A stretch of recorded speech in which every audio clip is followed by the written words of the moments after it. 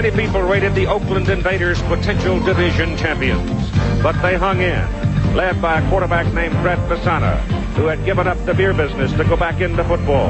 And on Saturday, June 25th, Oakland hooked up with Boston in a battle that lasted to the very bitter last second. And Oakland escaped with a 17-16 victory, and they won the Pacific Division title with a record of 9-9. The Michigan Panthers had a 1-4 start on their season.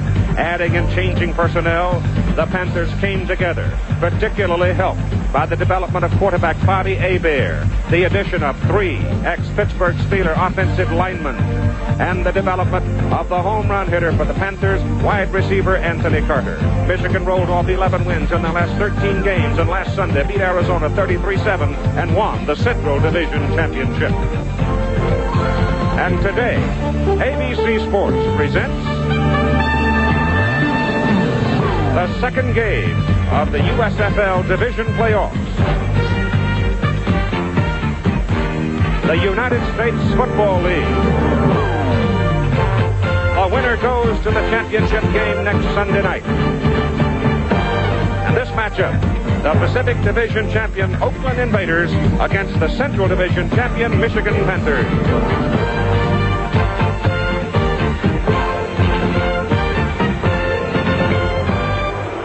We're at the Silverdome in Pontiac, Michigan today for this playoff game between Oakland and Michigan. The winner goes off to Denver next Sunday night, and they'll meet the Philadelphia Stars. The people in Michigan will set a new attendance record today for the United States Football League. They're expecting more than 60,000. The advance ticket sale was more than 55,000. Alfred Taubman reduced the ticket price down to $8.50. He bought all the parking spaces outside for $5, and he sold them to the Michigan Panther fans for $3. He's done quite a job of marketing his ball club. Hello again, everybody. I'm Keith Jackson. Many of you, I am sure, enjoyed that contest in Philadelphia yesterday, with Philadelphia beating Chicago 44-38 in overtime. We'll have highlights of that game for you at halftime. If we have another ball game here at the Silverdome in Pontiac like that one yesterday, they're going to carry me out in a second. I don't think I can last through another one like that. Lynn Swan and I, of course, enjoyed it, traveled over here, and we expect, I think, this afternoon, Lynn Swan, a ball game that's going to be tough for the Oakland Invaders. Well, Keith, if we have a game like we had yesterday, that sack better be big enough for both of us. The Oakland Invaders, to me, are the surprise team. They are a surprise team. They did very well. A 9-9 record coming into this playoff game. They kept pace with the competition, but they did it mostly on the arm of Fred Fasana.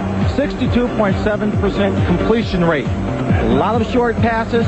He won't hurt you quick, but he'll hurt you consistently, the short passes. And one of the men on that team that's helped solidify that offensive passing attack has been an old veteran from the Oakland Raiders. Number 87, Raymond Chester, is a man who can do it all. Leads their team in receptions.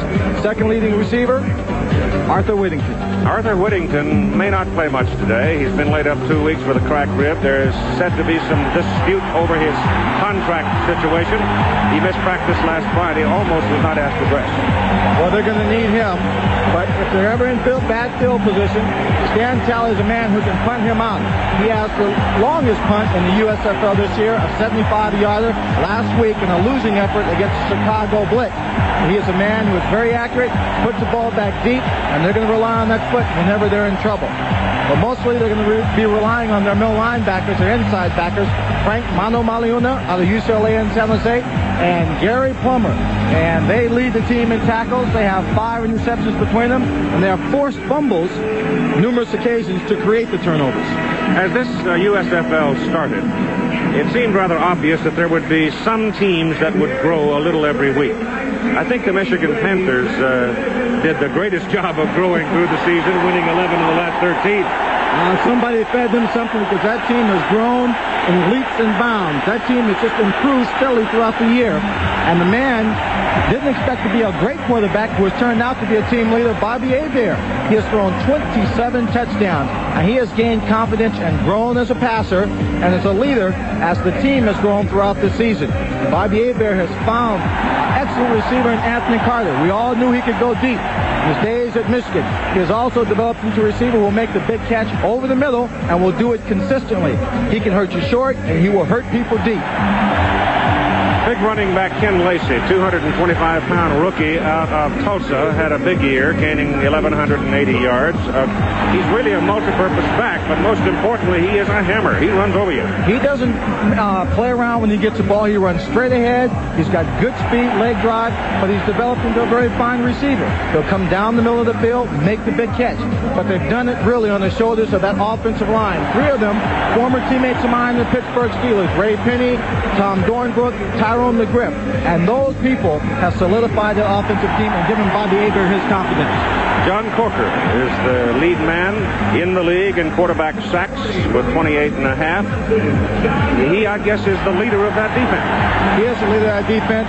Both teams are going to pass the ball a lot. John Corker leads the league in sacks, and Fred Basana has been sacked more often than any other quarterback in the league, 71 times. So you're going to see him going after him throughout the ball game. I sort of have the feeling going into this game that it's a matchup of muscle against finesse.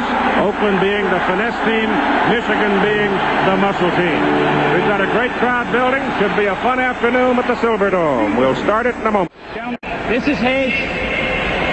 This is Tails. You're the visiting team. You're going to call Tails? Tails he calls. Tails he calls. Tails it is. You want to toss. You want to receive. Which goal do you want to defend? Turn your backs around here. Wait over here. So the Oakland Invaders will get first possession of the football as we have the second divisional playoff game. The winner going to Denver next Sunday night against the Philadelphia Stars. John Ralston, the head coach of the Oakland Invaders. He's done a terrific job in building this football team and getting it into the playoffs. Jim Stanley is the man who runs the show for Alfred Taubman's Michigan Panthers, and he has done an outstanding job. He has put together a football team that is, I think, better than anybody thought possible 3-4 weeks into the season. Well, everybody started going out and getting the talent. Taubman said, hey, I'm not going to be left behind. I see the competition here in the Central Division. I've got to build a good football team, and he went out and built it. Michigan takes the field. Oakland will get the football.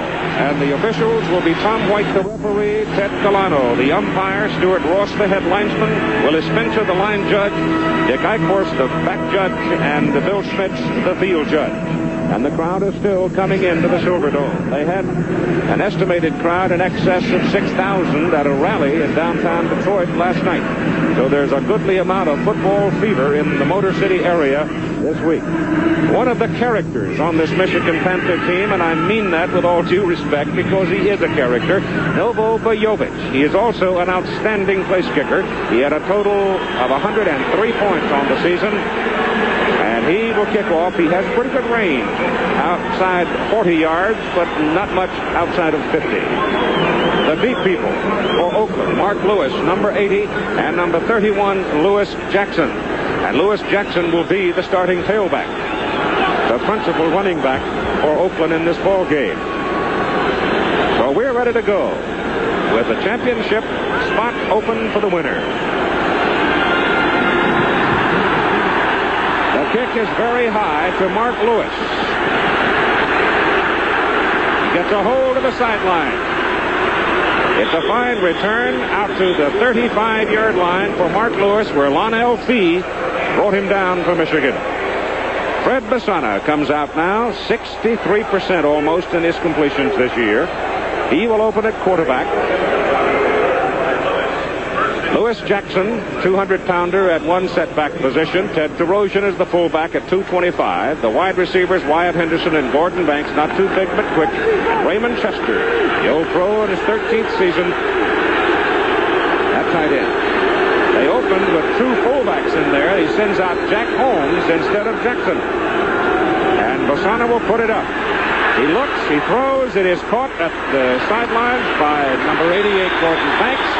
And Banks is brought down after about a 7-yard pickup. Gordon Banks at 5'9", 170. He played 2 years with the New Orleans Saints. The offensive front for Oakland, Kurt Yonker, 270-pound tackle. Steve Houston, 255 at guard. Jeff Harper, 250 at center. Frank Frazier, 280 at tackle on the right side. Dale Markham, 285. big on the right side. Now Jackson is in. Number 31. And Corrosion goes up. Henderson comes to the bottom of the picture. And the handoff goes to Jackson as he tries for the first down, and he doesn't get it. And the ball comes loose, and Michigan says, we've got it. Let's see what the fellas in the striped shirts say. I don't think they're going to agree. But the ball popped loose. It didn't pop very far. Nope. Stuck right in the middle of that pileup. The last time these two teams met, Fred Basana threw 24 complete passes out of 30 for 341 yards and 3 touchdowns, so we can expect him to continue doing the same thing here today. The ball is sitting at the 43-yard line, where it'll be third down and about 2. Ronnie Padgett, David Tipton, and Alan Hughes are the 3-down linemen. Good linebacking core of Kyle Borland, Robert Pennywell, Ray Bentley, John Corker. The secondary, Chapman, Davis, Arnold, and Greenwood. Third down and 2 for the Oakland Invaders. They go to Corrosion, the fullback, and Michigan will have none of it. They just overpowered the Oakland offensive front and fouled up the play short of the first down. And Oakland will have to punt. We'll see the league's leading punter, Stan Talley. That was David Greenwood, number 31, coming up from his safety position in on the tackle. He leads his team in tackle, and now Stan Talley has a chance to pin down the Michigan Panthers, who will try and punt the ball out of bounds inside the 20-yard line. Anthony Carter is the deep man to receive the punt, and he's about as dangerous when he gets the football in his hand as any player I've ever seen. All he needs is just a little block out in front, a wall to get behind. The speed will carry him the rest of the way. Pressure zone. Talley's kick is out of there, and it's a good one. Carter watches it go through the end zone. Michigan will have the football first down at its own 20. It was a 57-yard punt to open the day for Stan Talley. Here comes Bobby Hebert now. The Cajun out of Louisiana, northwest Louisiana. He's a rookie, 6'4", 210, 22 years of age, and has turned out to be a whale of a young quarterback. The setbacks will be John Williams and Ken Lacey. Williams out of Wisconsin, Lacey out of Tulsa. Anthony Carter at one wide spot. Derek Holloway, a big little man outside. And the tight end, Mike Cobb, who has caught a lot of balls this year. 61. Oakland shows him a 5-man front. Linebacker drops off. Give it to John Williams, and Williams, running behind the right side of the line, picks up about 4 yards. Up front is where Michigan is really strong in its offense. The lineman, Chris Godfrey out of Michigan, 250-pound tackle. Tyrone McGriff, 265 pounds. Wayne Radloff, 265 pounds in center. Tom Dornbrook, 250 at guard. And Ray Penny, 255 at tackle, with the tight end, Cobb, 6'5" and 235. It'll be second down and 6. The ball near the 24.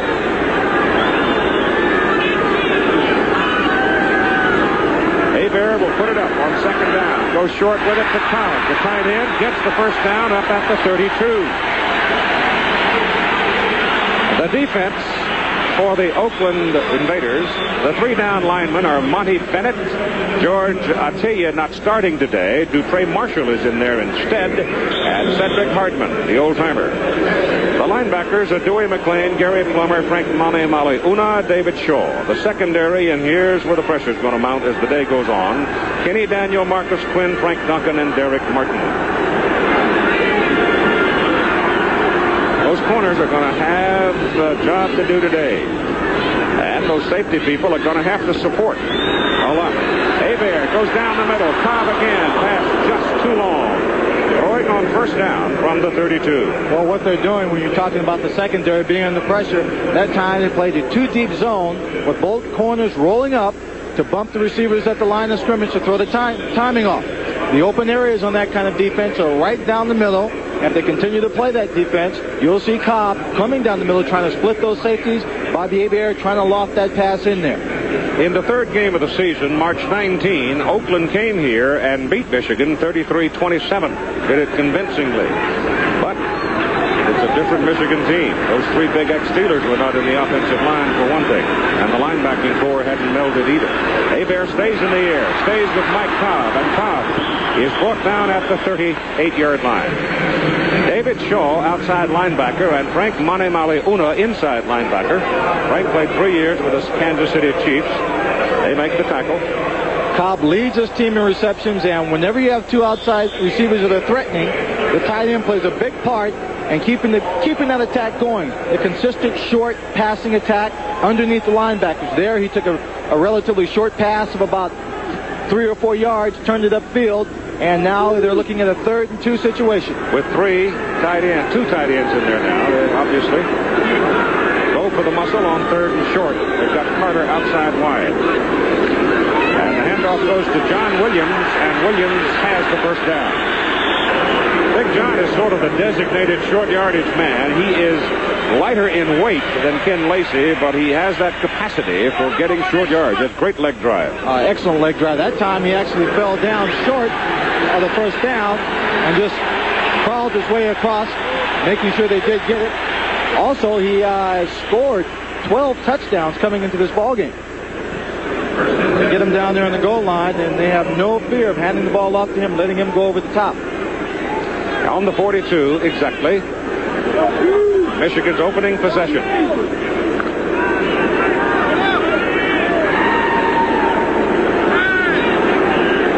Eric Holloway and Anthony Carter wide.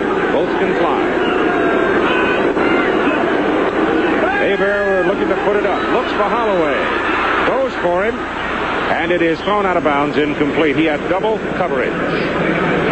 Again, double coverage. They're playing a 2-deep zone with those safeties, with the corners rolling up.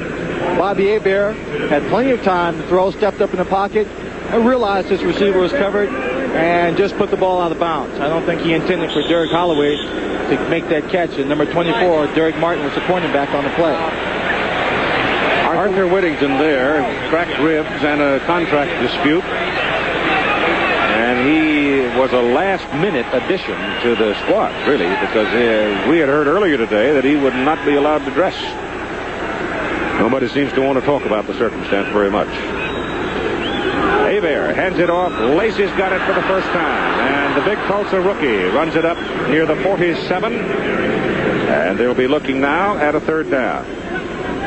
When you've got a strong offensive passing attack, the draws, low screens are the plays you see. The running back using quite a bit to offset the pass rush. Here's Tim Brandt now, our sideline commentator, with Arthur Whittington. Thanks, Keith. You have alluded to the events of this past week. Now, Arthur, let's talk about your ribs. Are you okay, and will you play? Well, okay, I hope to play. The ribs are kind of sore, but I can play. If he want me to play, I'm going to play. But y'all don't know it right now, but I hope to play today. Okay, Keith. Ball is at the 46. They're looking at 3rd down and about 6. And Hebert puts it in the air deep for Carter, too deep. And so it's 4th down, and the Oakland Invader defense stands up. Well, Bobby Hebert went after a big chunk awfully quick. He had a pretty good pass rush. He had man-to-man coverage on Anthony Carter that time, but good coverage. Marcus Quinn back there staying with him. Greenwood, a double-duty man, playing the safety position and handling the punting, and he's a pretty good one. He averages 41.4. Number 31.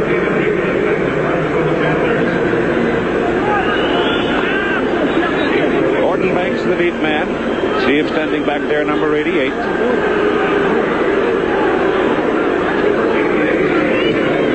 Pressure, not a particularly good kick, but it's going to hit and bounce, and Banks picks it up after it bounces and comes back across the 20 to the 22.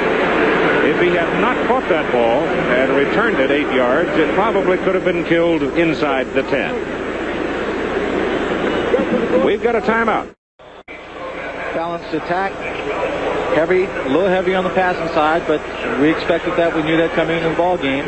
Brad Basana, a man who just wants to get the ball out quickly to the backs. Also a way of getting the pressure off him. Corrosion and Jackson are the setbacks from the 22. Little quick pop over the middle, goes to Banks. Gordon Banks shakes one, gets the ball across the 40, out to the 43. Now they'll mark it on the 42. And so they go very quickly to the speedster out of Stanford. He's got good speed. Best receiver on this football team. You see the big cushion there. He's got 10 yards to work with before he could even catch up with the defensive corner if he were to stand still. Makes a good catch inside, breaks the tackle to pick up some extra yards. Michigan can't, if they want to win this ball game, give the Oakland Invaders any life. Can't allow them to make any big plays. On first down, Bassana gives it inside to Lewis Jackson, and that's pretty tough country. He comes up to the 45 for 3 yards. Robert Pennywell, number 59 on the tackle. Between Ronnie Padgett, David Tipton, and Alan Hughes, they make a formidable defensive front, and they are physical football players. They hit and hit hard. The leading sacker in the United States Football League is John Corker, number 57, who works at the top of your picture. And Oakland is trying to use the offensive tackle, Kurt Yonker, to pick him off. Well, whenever they think he's going to blitz, they slide that side of the line, giving him an extra man to the outside, letting the fullback come up, take on the middle man. On 2nd and 7. Quick over the middle, pass incomplete. He's trying to get it to Raymond Chester, and Raymond got clogged up in traffic as the linebackers dropped off to cover him and had no chance to get it. Well, he tried to come across real shallow on this play. He couldn't have been any more than 3 or 4 yards from that charging defensive line when the ball was thrown.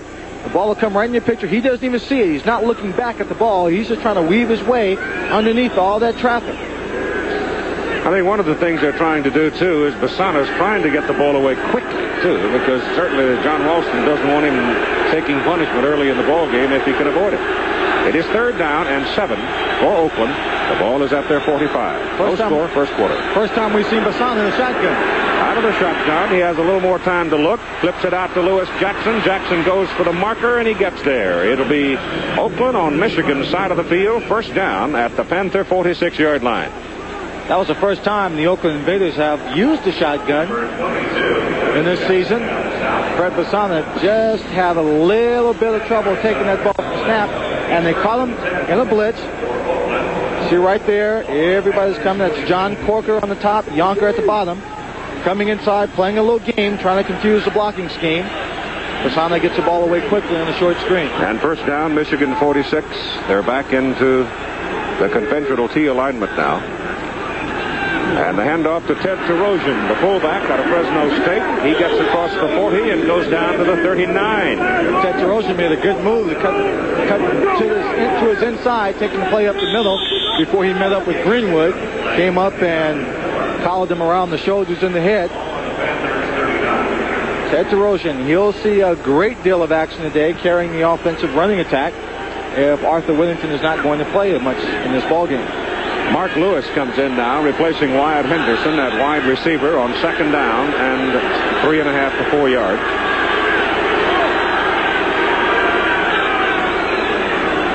That's Lewis Jackson. Boy, he takes a lick, doesn't he? Ooh-wee, that big old linebacker came up and really nailed him. Pennywell. They did a job on him. Wyatt Henderson, the receiver who went out that last play, as we take a look at Pennywell. Last game they played, had a big game against him, scoring 2 touchdowns. Last week we saw him, he seemed to be playing a bit timid. Didn't have one of his best ball games. We'll see how he plays today, as they will need all the offensive production they can get. Iro Penaranda, number 21, comes in. Oakland 44% on 3rd down conversions this season. They give it to the fullback Terosian, and he bangs his way close to the 35 and looks like he might have the first down. Looks like he got it up just to the 45-yard line, and that should be good enough for the first down. We started out this year with our spring and summer football in rain and thunder and snow and everything. Today, as we have this divisional playoff game inside the Silverdome, it's an absolutely gorgeous day outside. Well, you know, here in Pontiac, the weather is never a factor. That's right. You don't have to worry about it under the dome. On the 35, Oakland's ball, no score, first quarter.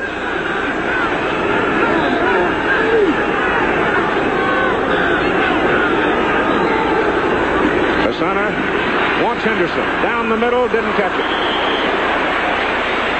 Bassana threw a bullet and it was a little behind Wyatt Henderson. It was high and behind him, and he took a lick. Oh, and he came in for the pass by number 22, Clarence Chapman. Tim Brandt now with Bobby Hebert. Thanks, Keith. We were just talking, and they have shown, Oakland has shown Michigan a couple of different coverages, maybe mixing them up a little bit. How do you attack it? You just got off the phones? Yeah, well, they're not really showing us different coverages that, we practice. They just mixing up real well, and, we just have to keep working the ball downfield. And, I thought AC would be more up in the seam instead of in the post in that last long pass. Okay, Bobby. Keith? Thank you. Second down and 10 from the Michigan 35. Reverse it, carrying the ball, Mark Lewis, wide receiver. He's got a first down for Oakland. He's loose on the sidelines. He's out of bounds at the 15-yard line. So John Ralston going to his playbook. Oakland's got to finesse him. They can't muscle with him. They can't muscle with him. They're going to have to use the trick plays. They've got the speed. Number 21, Oliver Davis, had a chance to make the tackle earlier in this run, but he misses it on the sideline. You see Gordon Banks has got good speed. He gets a block out in front of him. David Greenwood goes down. Right there, Davis misses a tackle. And he picks up some big yards. Mark Lewis out of Missouri Western State. Number 65 jump. Dave Tipton trying to anticipate the count, it appeared. Unless an Oakland man moved. Encroachment on the defense. So that's 5 yards. And now Oakland is really knocking on the door. It'll be first down and 5 at the 9. This is a playoff game. Tension, a little bit of anxiety. Usually takes a couple of drives to work it out for both teams to loosen up. Michigan Panthers not being as alert, getting fooled by that reverse. Gotta pay attention, getting to this ball game quickly. That's Terosian. Big hit, fumbles the football. Oakland still got it. He really took a lick at the 2-yard line when it looked like he was going to get in for the touchdown. John Arno, the free safety, really nailed him. Frank Frazier covers the ball and Oakland keeps it. Rookie out of Iowa really stuck him, knocked the ball loose. I thought there were enough Michigan Panthers around where any one of them could have fallen the ball and got the turnover. But they couldn't. Just take a look at the power of the hit that knocked his ball loose from Terosian. Right there. There's the initial contact. Knocks the ball loose. Strips it out of his arm. He goes down on it. Ball just bouncing around. Terosian has to leave the game. Remember, he had some knee surgery, minor surgery, during the course of the season. Came back from it. And I think that's the same knee that he's dragging as he walks to the sideline. It's on the 5. We're at second down and 1. Jack Holmes is in at fullback. Iro Penaranda, another fullback, lines up in the blocking back position or the wing. And the ball goes to Holmes. And Holmes bangs his way over the left side with a penalty flag going down. And he's got the yardage for the first down at the 2. But let's see about the penalty.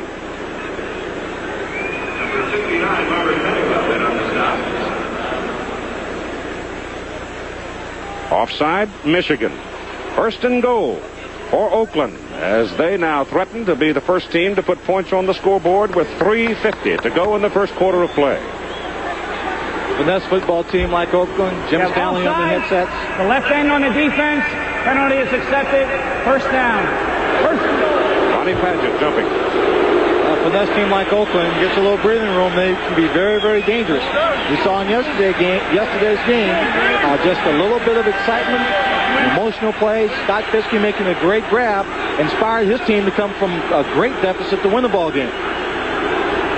Jack Holmes to the goal line. Short, however, he did not score. Second down.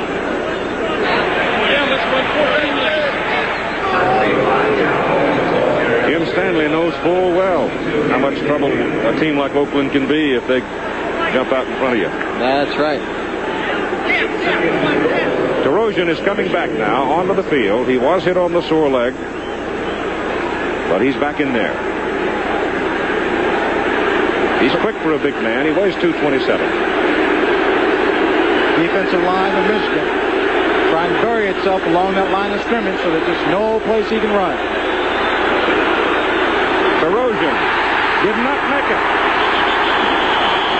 He was trying to crawl over the top, and he was popped at the top.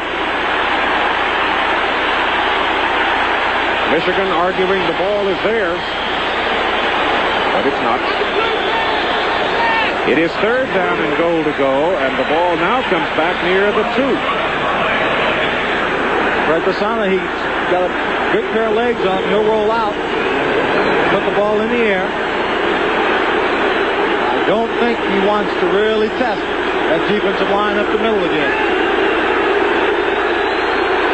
Don Corker conducting the crowd in the end zone area. He wants a lot of noise. They put Panoranda in motion. They give it to Terosian. He goes the other way. He goes to the goal line. And he's short. And he's short. Just inches.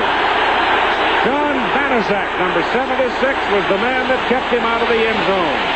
John Banaszak, former Pittsburgh Steelers, been a part of a lot of strong defensive stands. Right here, Ted Terosian gets the ball, and he is just jammed right there. The ball never crosses the plane. You saw his elbow just go over, but the ball was not in the end zone. John Banaszak. Fourth and goal. The nose of the ball just inches away.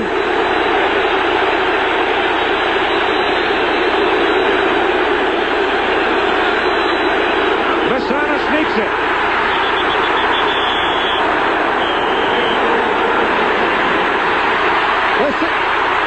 They going to give him the touchdown. They waited a long time and took a good look at it. And they finally punch it in on fourth and goal from about 6 inches away. Well, in a situation like that, that's as safe a play as you can call. Just depend on the offensive center and the guard to wedge ahead. That's all they do. He gets behind it. He's buried in there. You can't see if he really goes over or not. But the officials decided he did. It's an Oakland touchdown. And Kevin Shea is in for the extra point try. Fred Basana holds the kicks. Oakland scoring at 1:33 to play in the first quarter. Shea's kick is good. So it's an impressive possession by Oakland as they go 78 yards in 14 plays and take the lead 7-0. Away with his quick releases and short passes. Not taking much time. Hanging kick. Well hit by Shea. Way back feed. No return. Michigan will start again from its 20. This will be Michigan's second possession of the ball game with 1:28 to play in the first quarter. And the Invaders leading 7-0. In the first 5 games, they were running about 85 yards for their rushing game. Then they added Messrs. Penny, Dornbrook, and McGriff and Godfrey. And it jumped all the way to 159 yards per game. Of course, part of that is maturity of the young players as well. Now they go from the 21st down. And Hebert hands it off to Ken Lacey. Lacey has a couple of yards, and that's all. And the Oakland Invaders playing them tough inside. Playing them very tough. I'm surprised he doesn't go right back to his tight end with the short passes. Number 74, Dupree Marshall. Nose tackle making the tackle on that play. George Atiye has been the starting man, but Dupree Marshall, who had a tryout with the NFL and didn't make it out of Washington State, 6'3", 255, getting his chance to start. And looks like he's enjoying it. Second down. Make it about 7. Oakland shifts the linebacker up on the outside. Give it to John Williams. Williams crosses the 25 to the 26, and they're looking at third down and 4.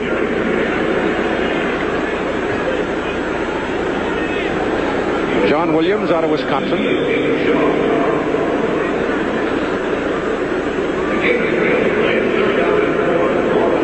5'11". Not real tall. Can get under those defensive tackles. Pick up an extra inch or two. 20 seconds remains in the first period. Michigan runs about 37% on the season in third down conversions. That's Carter at the bottom of the picture. Hebert. No pressure. Sets up the screen for John Williams. He gets the first down as he goes out with a 33. Well, he just did get the first down, but that screen looked like Bobby Hebert waited an awful long time. Yeah, he sure did. The screen took a little bit longer than I think he wanted for it to develop. The rush was coming in on him, but he was able to get the ball away as the first period comes to a close. And after 15 minutes of play, the Oakland Invaders, Pacific Division champions, lead 7-0 over the Central Division champions. Yeah, they sure did. That's really been the only offensive productivity in this ball game so far. It was a very well executed drive. Even though they did get the touchdown, they did get a chance to have very strong goal line defense for the Michigan Panthers. They did a good job. They've got a first down. The ball is outside the 33, near the 34. Anthony Carter is yet to see the ball. It's thrown to him, but missed him. And give it to John Williams, and Williams, the hard runner, gets the first down. And then some. Fred Williams was hanging on to him, but he had to have help. And that's the big play of the ball game so far for Michigan. Big play so far. Williams just gets the ball, uses power. Let's take a look at the inside linebackers and see how they play this particular play. They're looking, reading their keys. They get caught up on the inside. Plummer, number 51, right there. He misses, has a chance to make the tackle. And then Williams just drags the secondary, and big number 74, Dupree Marshall, comes on and adds his weight to the pile. 46-yard line of Oakland, first down. First time Michigan's been on the Oakland side of the field, and Hebert on first down puts it up over the middle for Holloway, and Holloway goes down at the 6. Derek Holloway. He's tackled, brought down by Frank Duncan and number 25, Fred Williams. Derek Holloway, the last time these two teams met, caught 3 touchdown passes, even though his team lost, and he almost got another one here against the Oakland secondary.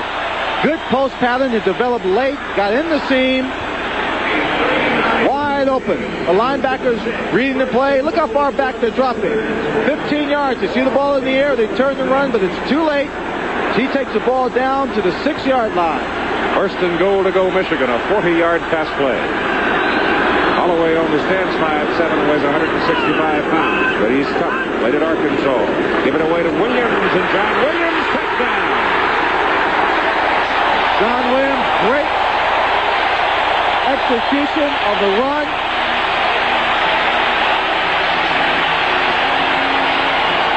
The fans know they have a good football team here. Getting down by 1 touchdown doesn't mean a great deal in only the second period of play. Jim Stanley, you would think by his expression, his team just dropped the football. Watch the block by number 61, Tyrone McGriff, as he pulls out right there, the key block on the 5-yard run. Knocks the corner to the outside, creates a lane, the running lane for John Williams. He scores easily. Bojovich for the extra point. Whit Taylor holds, snap is high, Taylor gets it down, and Bojovich hits it. The reason they make that a 5-yard run in the official stats is the ball was marked just inside the 6. In fact, it was more than 5 yards that Williams carried it. So with 13-13 to go in the first half, we are even at 7. There's the man that put Michigan on the scoreboard, Big John Williams. Bojovich now will kick off with Mark Lewis and Lewis Jackson, the deep people for Oakland.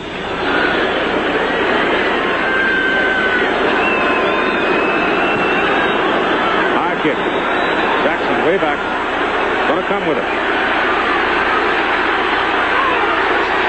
Gets it out across the 20. And the Michigan man that hit him, Ira Albright, is down. Really nailed him, but Jackson flew across the 20, and you've got a timeout for Albright.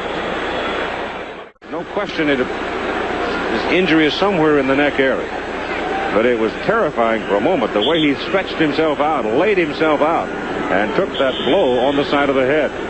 Took the blow on the side of the head. He could have broken his neck or his back, hurt his shoulder. Lewis Jackson brings it back to the 20, and that's where Oakland goes to work.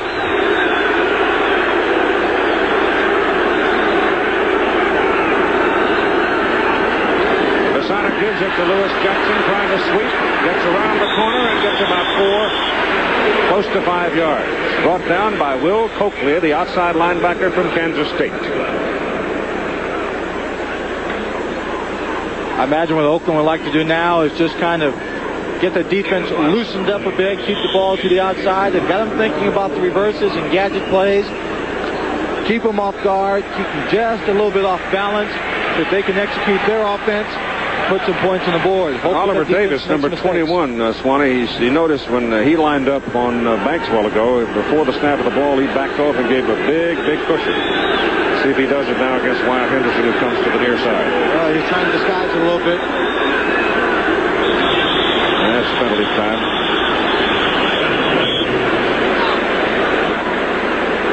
Probably procedure against Oakland. False start on the offense, the quarterback. So that moves him back 5 yards. It'll mark the ball just inside the 20. And let's go right now to Derek Holloway with Tim Brent.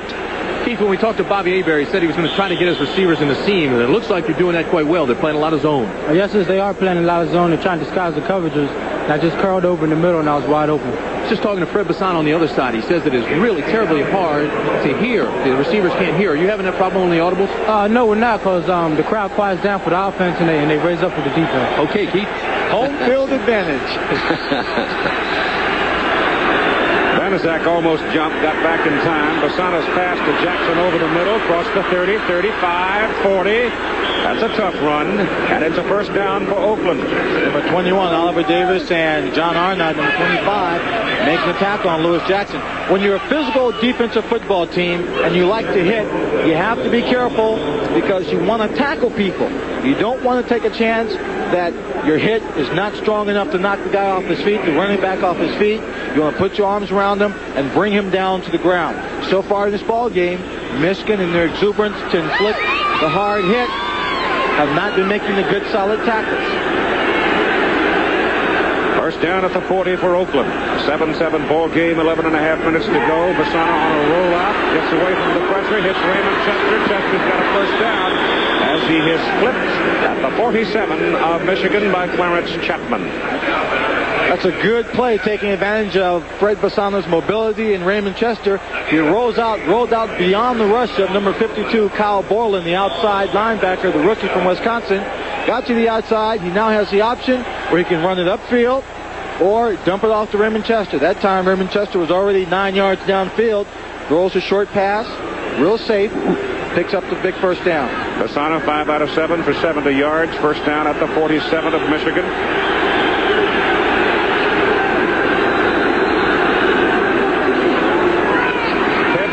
The fullback down to near the 43. Picked up 4 yards on the first down play, and Alan Hughes brought him down. Hughes from Western Michigan. Well, that time they're working on number 65, Tipton. You see right there, he's being blocked by number 66, Steve Houston, and by the center, 53, Jeff Harper. Double teaming him, blowing him out of the hole. David Tipton's got his work cut off for him when you only have 3 down linemen. You've got that nose tackle. He has really got to be able to clog up the middle well. And he can get hit from either guard and the center. Second down. About 5. Little quick pop over the middle of the line. Henderson, ball up in the air, intercepted. Running with it is Kyle Borland. And Borland is knocked out of bounds at the Oakland 45. Wyatt Henderson had a little quick shot from Bassano, but he was pinched between 2 defenders and the ball squirted loose. Well, we said that the Michigan Panthers are a very physical football team. Watch the shot. It's laid on Henderson right there. David Greenwood and number 50, Ray Bentley team up. Kyle Borland's in the right spot. The ball just drops into his arms. Look at Greenwood, number 31, the safety. He's in perfect position. He reads it. Right here, the stick, both he and the linebacker. And he just buries him in the ground. Wyatt Henderson had some problems last week hanging on to the football in traffic. This time, Bentley, the linebacker, Greenwood, the safety, team up to get the turnover, and it's the Michigan Panthers with possession. Ira Albright walking around on the sidelines, shaking his neck, twisting it, but says he's going to be all right. He's going to be stiff, is what he's going to be. He took a lick. So the first turnover of the ball game gives Michigan the football. Thomas on the headset, giving some advice from upstairs and how he can better exploit that Michigan defense. Just inside the Oakland 46 for the first down. That's Cobb, the tight end, going in motion, and the ball is given to Ken Lacey.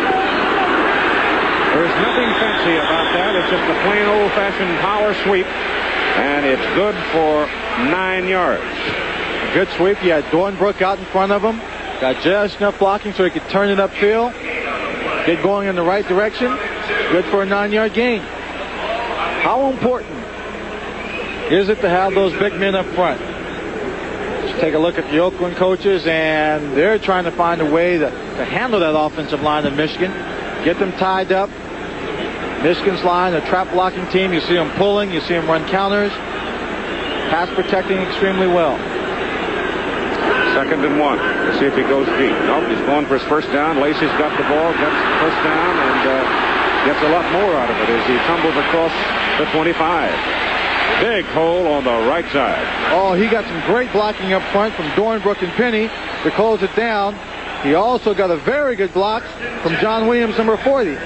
You see right there, just Dornbrook running downfield, keeping his man at bay. Cobb, number 89, blocking on number 40. Marcus Quinn giving him the extra help downfield. John Ralston knows that his defense could be in for a long day if they don't find a way to get through the blocking of that offensive line. It's not Lacey when he gets near downfield. The 23-yard line now, where it's first down. They send Williams. Starts to the middle, veers to the outside, and gets 2 yards on the carry. John Williams tripped up on the play. Maintained his balance. He had a lot of room to run. Gary Plummer, the inside linebacker who led the Oakland Invaders in tackles, a rookie out of California, suffered a painful ankle sprain in the ball game against Chicago last week. He's in there hustling today. So, everyone knows the championship game or playoff game, there's no tomorrow. That old cliche, and you've got to really play with a little bit of pain. 2nd down and 8 from the Oakland 21. Staying with the ground game. Williams caught from behind and knocked down as a penalty flag flutters into the stack. Randy McClanahan, who had 6 years with the Oakland Raiders, but now the Los Angeles Raiders, makes the tackle. It's a holding call. It goes against Michigan. So there's a little help for the Oakland defense. They're backing them up. Now with 2 speeds, there's like holding. Number 61 on the offense. Penalty is declined. 3rd down. They take the loss on the play, rotate the down marker. The football is moved back to the 27. Speedsters like Anthony Carter and Derek Holloway, when you've got 28, 25, 27 yards to go for a touchdown, they have enough room now to really operate and run some intermediate routes that makes it just as dangerous as being on the 5-yard line. Frank McLean is in the lineup on 3rd and 13. Hebert back. He looks for Carter. He goes down the middle to the short man at the 15. They're short of the first down by a yard and a half. Derek Holloway, 5'7", makes the catch. They call him Papa Smurf. He's a small receiver, can't be much more than 5'9". Gets down, makes a catch. 5'7", there he is. 165 pounds. Heck, when you're 5'7", you have to bend down that far to pick up the low ones. Bojovich is in for the field goal now. The ball is sitting at the 16. And they'll snap it and down it out of Whit Taylor's hold at the 23. So it's a 33-yard field goal. And if it's against Oakland, it'll be a first down for Michigan. If it's procedure against Michigan. Number 75 on the offense. It is. Tony Osmond moved. So that backs up Bojovich 5 yards. Well, he moved just a little bit. Not actually a bad idea. Give him a little wiggle if you can draw that defense offside. pick up the first down, keep your offense out there, give yourself a chance to score the touchdown. 38-yard field goal try now, and on the season, Bojovic 2 out of 4 from that distance. Good snap and hold. A lot of leg. And the kick is good. So at 6 minutes and 37 seconds to play in the first half, the Michigan Panthers go in front in the ball game by a score of 10-7. With a USFL record crowd watching at the Silver Dome in Pontiac, Michigan. Novo Bojovic will kick it off. Born in Titograd, Yugoslavia. Grew up in this country and went to school here in the state of Michigan. He kicks it toward Jackson.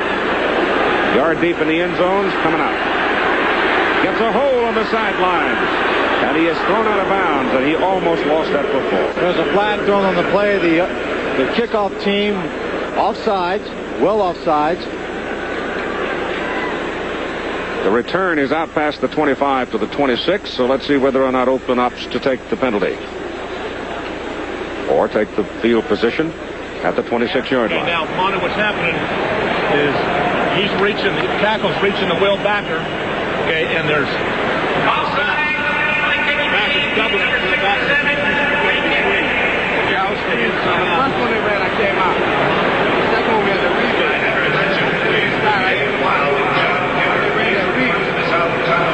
read. Defensive huddle going on the sidelines with Oakland. What they're doing is trying to tell the linebackers, the defensive secondary, just how and who is coming out to block them, analyzing the blocking scheme so they can better defense it. There you see the offsides on the kickoff. The entire right side. And Bojovic will have to go back and kick it over again. I believe the Oakland Invaders feel that they can have a great deal of success returning these kickoffs. It's not a bad return they had the last time around, and most teams may have accepted it. Alan Hughes coming off the field and being helped to the bench, hurt on that last kickoff. The man talking to the Oakland linebackers was Mike Haluchak, talking principally to the linebackers since they are his people, and that kick is hooked wide and goes out of bounds. And now Bojovic is going to have to go back and kick it from the 25. He might have to punt that one. In penalties now, Michigan 5 flags, 23. Oakland 1 for 5. So the Invaders are gaining here through the process of the offside penalty and now the kick out of bounds. Bojovic is not getting a lot of height on his kickoff.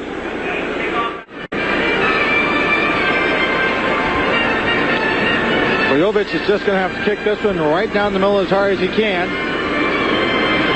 Get it up in the air to give his kickoff team a chance to cover the ball. At least he backed himself up another 5 yards. He still doesn't get any height on it. It's going to bounce. Good bounce, and is picked up by Jackson. Lewis Jackson cuts for the sidelines, and Oakland will take the football first down at their own 34. Lewis Jackson looked like he just tripped up. You know, no one really hit him. He just tripped and fell down. And he's still down. So Jackson is hurt on the play. And if he should be lost for any period of time, a major loss for the Oakland Invaders. Working on his leg. Seems to be working on the thigh muscle on that left leg. May have pulled it. And just falling down. Arthur Whittington, number 22, talking to John Ralston. Warming up, looks like he may be going in the ball game. He had come out onto the field, and then he went back, was called back, and Jack Holmes now lines up with Ted Terosian. Literally two fullbacks in the backfield right now, and they've got Wyatt Henderson in motion, and Basana hands it off to Terosian, and I don't think that Fred really had a handle on the ball because they were so slow getting the ball back to Terosian. Ted never really had a chance to do anything. He didn't, but Robert Pennywell didn't care. He just came up, make the tackle. Number 59, he's a linebacker inside. Gets underneath the blocker there. Perfect position. Makes a hit in the tackle. Was a gain out to the 36 for 2 yards. Second down, 8. With 5 minutes and 40 seconds to play in the first half, and Michigan leading Oakland by a score of 10-7. Now Arthur Whittington is in the lineup for the first time.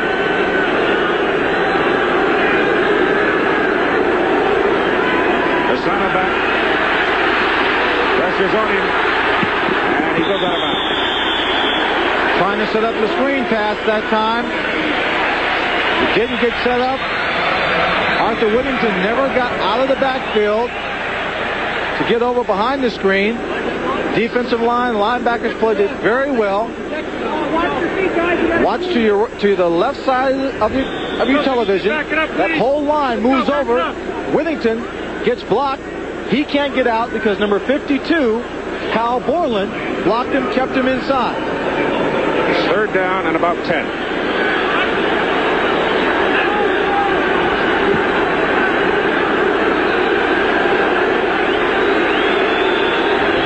Team in the USFL. Shotgun.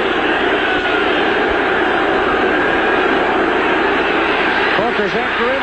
The center runs away from him. Can't get it away. Corker forced him back the other way, and bang, bang, bang. 3 of them got him. John Corker came over the top, and that blitz from that outside linebacker position. Watch at the left of the screen. He just rolls over the top. Tarosian tries to block him, can't just gets a piece of him. Basana is chased out of the pocket, and just as he throws the ball, John Corker comes in to make the hit. Forward pass. Arm was moving forward. Incomplete. Talley on to punt. First punt was 57 yards for Stan Talley. Anthony Carter is deep for Michigan. You got 10 black shirts up there. They're going after Talley.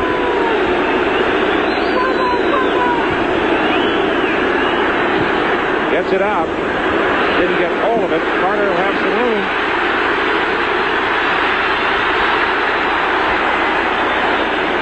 And they bring him down around the 33. There's a flag on the play. Might be a late hit here. A lot of people standing around the pile, around the area where the tackle was made. I thought he was face mask. I thought there might have been a face mask. Looked like he went down awfully quick. He was kind of doing a little tap dancing motion there. It's a personal foul against Oakland. That's a big mistake. 15 yards.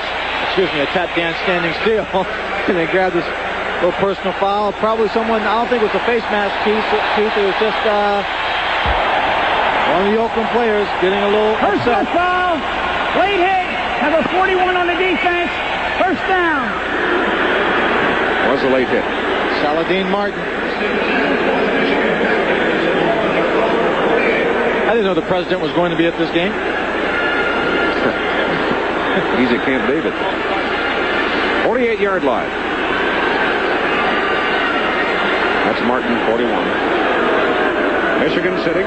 Good field position. Leading in the ball game 10-7. 4:56 to go in the first half. And John Williams rolls it across midfield and goes down at the Oakland 46. Tom Dornbrook. Another one of the people from Pittsburgh, number 63, pulling on the play. Loops around the center. Watch here the block on number 51, Gary Plummer. Creates the hole. The other guy, number 61, is Tyrone McGriff. You don't want to have him falling on you. He's been up to 300 pounds at times. Second down and 4. Oakland 46. Williams again. Got the first down.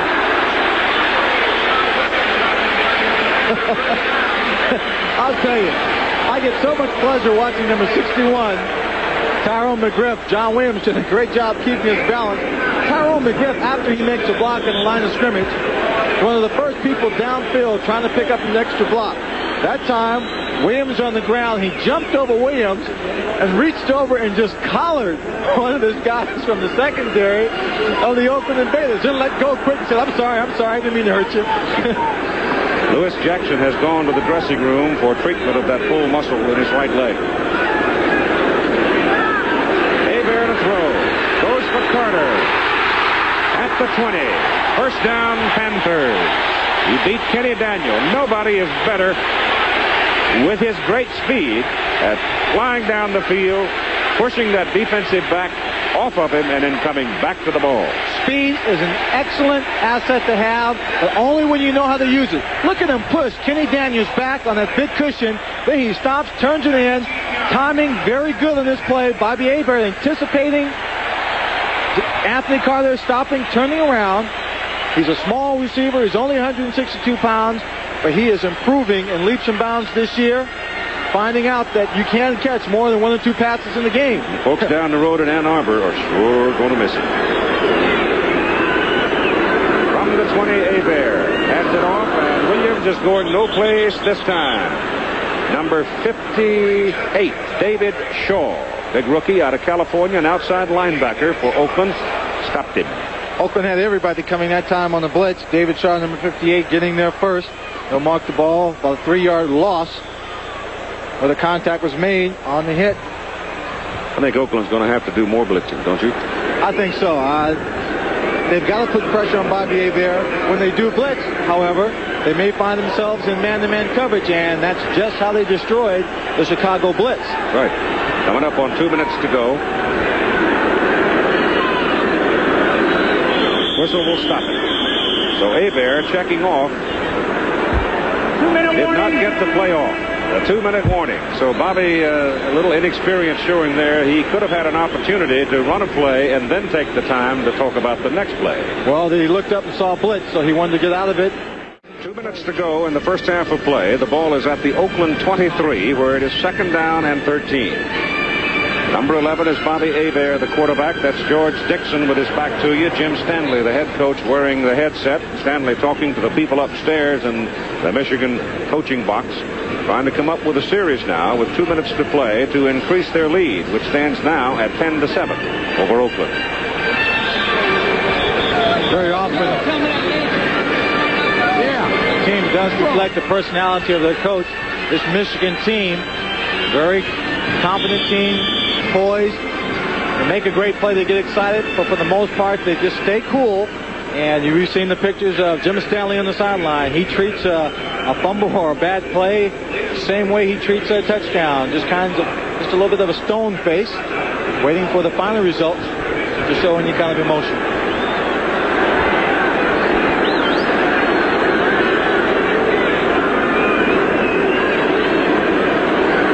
Williams, big blocking right side, takes it down to the 20. If John had been able to cut it back a little sharper, he might have gotten more yardage out of it, but he gets 3. He's tackled by number 54, Frank Manu Maliuna. Look to the blocking, shoving going down there. Anthony Carter on Kenny Daniel, number 29, a defensive back for the Invaders. Anthony Carter, a small man. As we take a look at Frank, doesn't have a lot of strength, with only 160 plus pounds.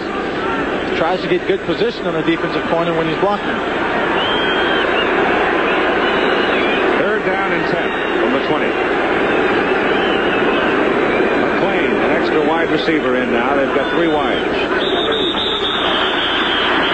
Cedric Hartman was offside, but Cedric now is going to argue he was drawn offside. Drawn off. Number 70 on the offense. Chris Godfrey.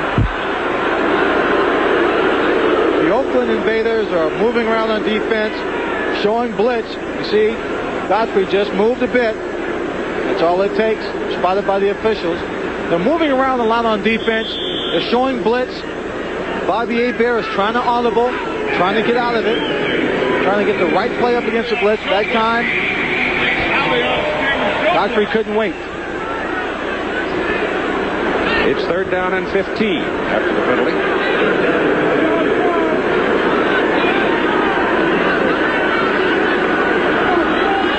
Hebert looking down the middle, goes instead to the short man, and that's the interference.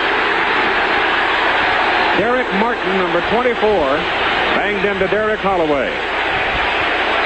That he did. He just came up over the top, over his back. Made the contact just a bit too soon. I'm not so sure that Hebert couldn't have had Carter down on the post pattern. He could have, but he looked away from him. Let's look at Holloway. He comes off. That's number 42, Frank Duncan. He's working against. Gets a little push to the outside. He turns here, breaks the outside. Now he's open there. Bobby's scrambling. Then over the top. Comes Martin. And here's Anthony Carter. And watch him break on the post pattern. Right there, he looks wide open. He's coming out of the top of the picture. Number 40, Marcus Quinn, was behind him. He's waving his hand saying, I was open, I'm free. The penalty puts the football just inside the Oakland 13, where it is a first down for the Michigan Panthers. A minute 19 to play in the first half. Michigan leading 10-7.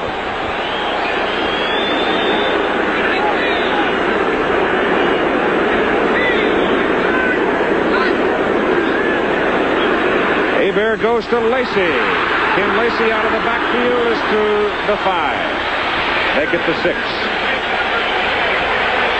Well, there's a good run by Lacey. But Anthony Carter is in a heated argument right now with number 29, Kenny Daniels. He's just a little upset. He was blocking. Daniels came over, was on top of him, had a few words. You saw Daniels coming up, pointing his finger. Obviously a move to try and intimidate the smooth receiver out of Michigan. You watch Anthony Carter. He's driving downfield, trying to get him off, trying to get open. Turns around. He's trying. Just kind of bumps into him from behind, pushes him, and I'm sure Kenny Daniels is saying it's a clip. Right there, he's on top of him, giving a few words with a hand on his throat. Hand on his throat, huh? You listen to a man when he's got his hands on your throat. Hebert is 7 out of 10 for 100 yards. He's hit 5 in a row now. The clock is stopped with the timeout. 1:05 to play as Michigan has the football just short of the Oakland 5. They want to get it in the end zone. 1:05 to play in the first half. Michigan knocking on the door. It's been a tough first half of play. Oakland hanging in there, playing some good, solid football. Anthony Carter remonstrating on the sideline with his teammates about the ruckus he's been having down there with the Oakland corners. I know how it feels. Receivers, us small receivers, can't let those defensive backs get the upper hand. It's second down and a short 3 yards for a first down. Outside the 5, they go to John Williams. And he does not get back to the line of scrimmage. John Williams, a bit of indecision. He tackled by Gary Plummer. Couldn't make up his mind whether he wanted to take the ball and turn it inside or string along to the outside. You see the defense. They get inside, plug up the middle. Plummer gets good position right there. And he waits, makes the hit. Gets a little help from Frank Manomaliuna. Number 25, Fred Williams. Ball comes back to the 7. They need to get inside the 3 for the first down. They send Lacey up the middle, and he's close to the first down.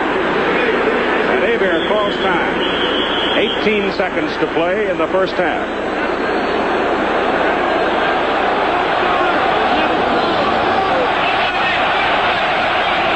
Profile of 2 winning coaches in their division. Monty Bennett hurt on the play. Monty Bennett down on the turf. Monty's a defensive end out of Kansas State. Played a year with the New Orleans Saints. He got caught in the bottom of the pile. And he's obviously shaken up quite a bit. So time is out for him with 18 seconds to play. And I didn't see the indication of a first down. So apparently they're just short of it. Just short? Had to get inside. The ball is sitting right on the 3. And discussion on the sideline with Bobby Hebert. Roston checks standing above his injured player. Whether you go for the field goal or whether you try and get the first down and call a timeout quickly. It is up. He will leave the ball game. Michigan has 1 timeout remaining with 18 seconds on the clock. Lejovic has come on the field on 4th down and a half a yard. So he's out there with his kicking tee, and I guess they're going to go for 3. Yep. Instead of trying to stick it in the end zone, they decide to send the place kicker out. Well, but don't settle.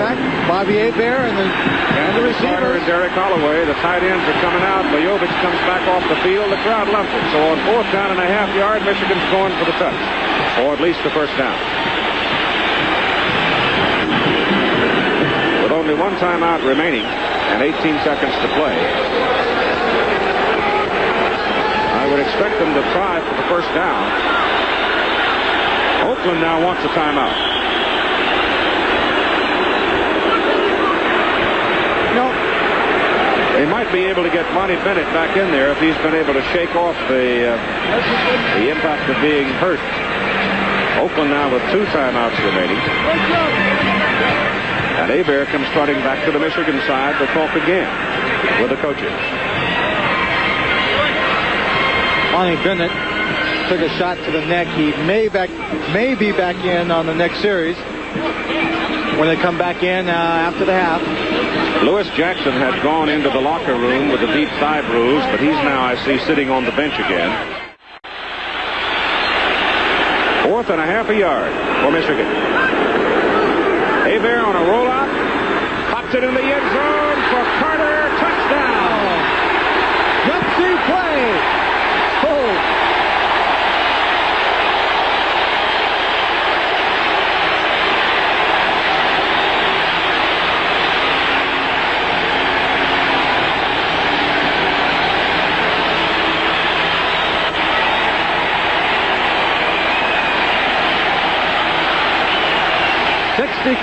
Fans came out to support the Michigan Panthers, and they're not going to be let down. At least if you leave it up to Bobby Hebert, the coach, Anthony Carter, a quick turnaround pattern there in the end zone, makes a catch in traffic. Bobby Hebert put a little speed on that ball.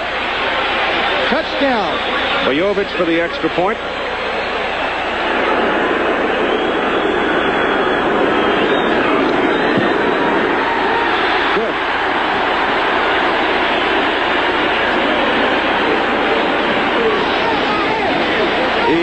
Seconds to play in the first half, and Michigan now goes out to a 17-7 lead. And everyone in this stadium expected this team just to get the first down. They come up with a pass play, taking a chance. Let's look at the defensive play. There's not a lot of room to back up into the end zone. They just played along the line of scrimmage. Everybody's following the flow of the play. Bobby Hebert gets an open seam right there, rifles it in quickly. In between Frank Manuel, number 54, number 29 for the Invaders defense. Carter, excited, spikes the football. Pretty fair pair of hands. Oh, not bad. He's finding everything on his high fives, too. They're going over his playlist that he carries on his left arm. The plays are wigwagged in from the sideline by Mark Miller, reserve quarterback. Billy Yancey is now a deep man with Mark Lewis for Oakland to receive the kickoff from the Michigan Panthers' Novo Bojovic with only 11 seconds to play in the first half. Well, it's knocked down up front by number 59 for Oakland, Dean Moore, a linebacker. And Moore, running like a fullback, comes all the way out to the 44-yard line. And 3 seconds to play. Oakland gets 1 play. Oh, Bojovic just squirming the ball, keeping it on the ground, wanting one of the big people to handle it, forcing him to use up more of the clock. They would not have minded if that big man had taken the ball and run out down to the 30-yard line just as long as he did score and used up all the seconds on the clock. Now the Oakland Invaders will have to run at least 1 play.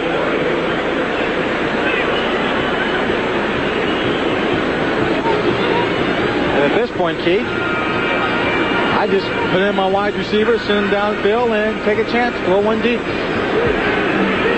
Throw it up and see what happens, because the half will not end on a penalty against the defense. Minnesota Vikings were always so good at that. They seem to come up with that play more often than any other team in professional football. And 1 turnover by Oakland really hurt him. That first turnover.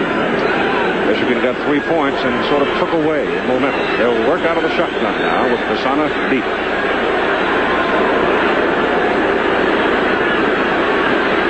He's got a lot of time. Throws it as far as he can.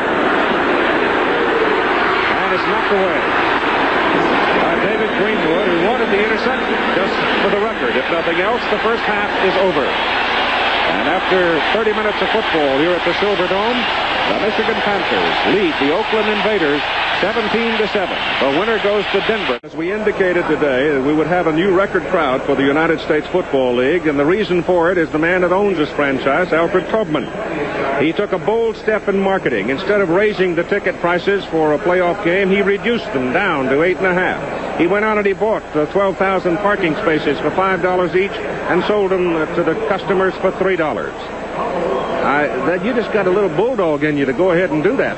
Well, I thought it made good sense. We have wonderful fans here in Michigan, and we wanted to give them an opportunity to all be able to come out here today, and they came. Well, do you think it's possible now that your move and the response by your patrons here in Michigan could start something in the USFL, a ticket price reduction across the league? Not necessarily. I think each market have to determine what their needs are, and we determined what our needs were, and that's our direction, and whatever the other team owners want to do, that's up to them.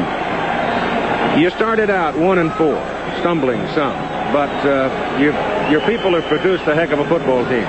Well, they worked hard, and I think we had to learn. It took us time to get started, and once we got started, we took off, and I hope we continue to take off. Seems like we're doing well here today, and I hope our men continue to do as well. Thank you. Thank you very much for the visit, and good luck. Thank you very much. For Alfred Taubman, the owner of the Michigan Panthers.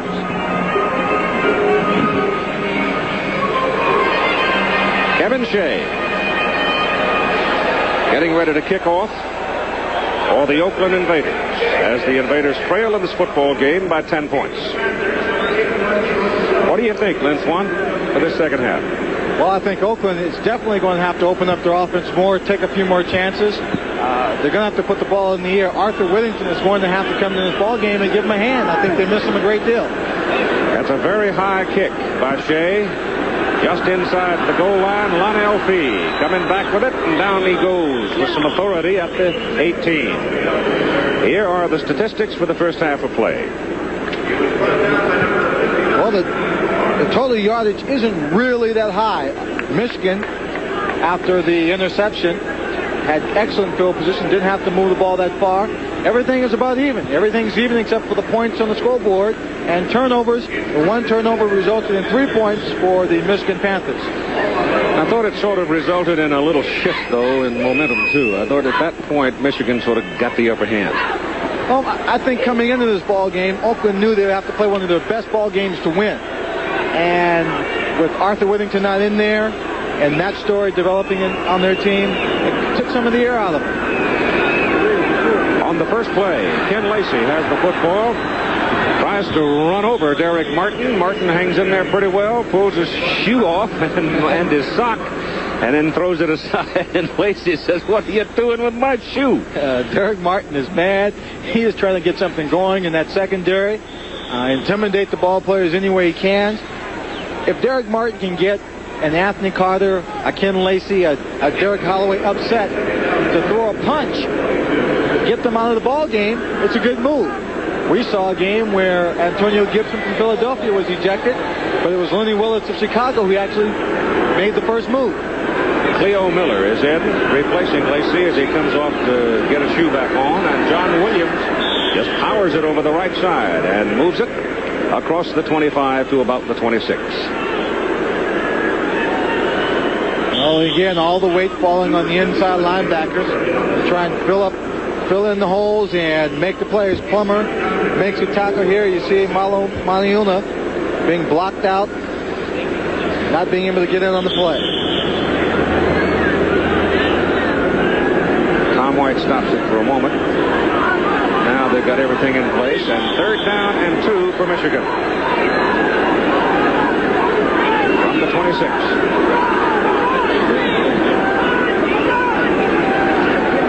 Hebert rolls it out on 3rd and short, throws it back across, and it's intercepted by David Shaw. Touchdown! He threw it right into Shaw's hands. He was trying to throw it back across and set up Mike Cobb with a tight end screen, and it blew up in his face. I don't think Bobby Hebert saw David Shaw because of the rush that he is facing. Let's take a good look. Watch, he's trying to set up a tight end screen. You see the pressure. Number 86, Cedric Hartman coming in. Right there. I don't even think he saw him. Throws the ball right to him. He waltzes into the end zone 19 yards for a very unexpected turnover and touchdown. That's almost like coming home and finding a prize jewel on your front doorstep with no name on it. A kick for the point is good by Shea, and how do you do? All of a sudden, it's close again at 17-14. And a big moment for David Shaw. So the gimme touchdown for Oakland, and they're right back in it. Timeout. Well, Oakland will kick off after that gift touchdown on a play that just startled to me that they would even call it, with that big offensive line that can control the line of scrimmage, and with those big backs. Why in the world do you go to a gimmick play like that on 3rd and 2? Well, I think they were just trying to get too much too soon, trying to come up with the unexpected to get a big play instead of just getting the first down. Shay's kickoff goes well back into the end zone and will not be returned.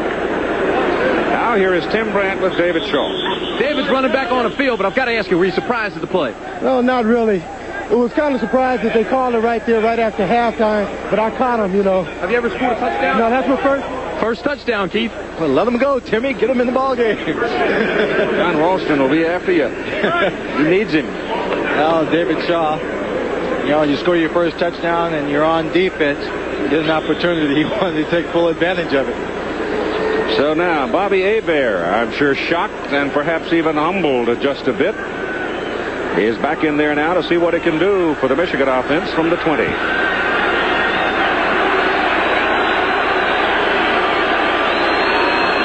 Lacey is back in the backfield with his shoe back on. Going to throw. There's no pressure. He swings it out to John Williams. Gets him out there one-on-one, and Williams is good for 8, close to 9 yards on the play. Kenny Daniel finally knocked him out of bounds. John Williams coming out of the backfield on the swing route. Bobby Hebert looking downfield for one of his wide receivers. They were covered. Dumped the ball to the outside, and Anthony Carter got back in time to throw a little block. Helped Williams pick up a few extra yards. 2nd down and 1. Now here's the circumstance where you might want to go for something big. Sure. That way, if it doesn't come up, you still have 3rd in a short yardage situation. They give it to Lacey, and Lacey gets the first down as he reaches the 31 before he is tumbled back. I thought Lacey would have bounced that to the outside. He got there, held a block out in front of him, then just cut it up inside. Still gets the first down.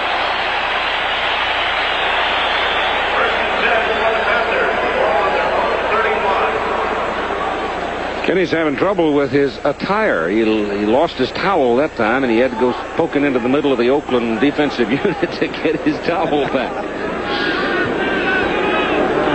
First down from the 31 for Michigan, 17-10.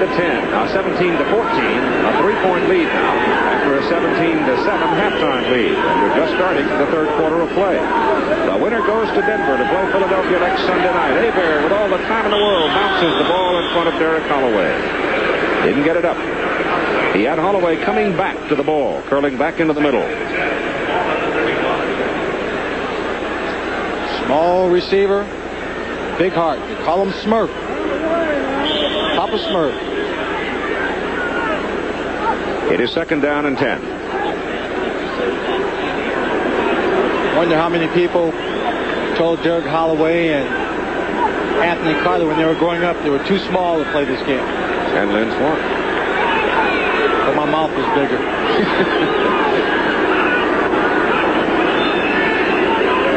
Hebert lofts it over, intended for the tight end Mike Cobb. And with the pressure coming, missed it. Almost intercepted. The ball was thrown well over the head of Cobb.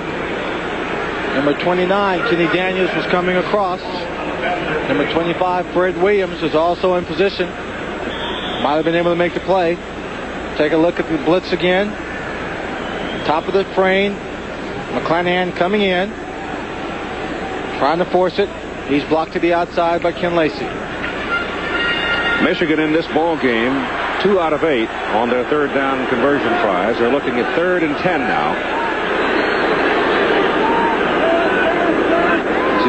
blitzes. Nope. They drop back into zone. And Hebert has time. Throws to Lacey. Lacey breaks the tackle and gets the first down. Pitches the ball out to John Williams. Williams is working the sidelines, and he's finally out of bounds at the Oakland 26.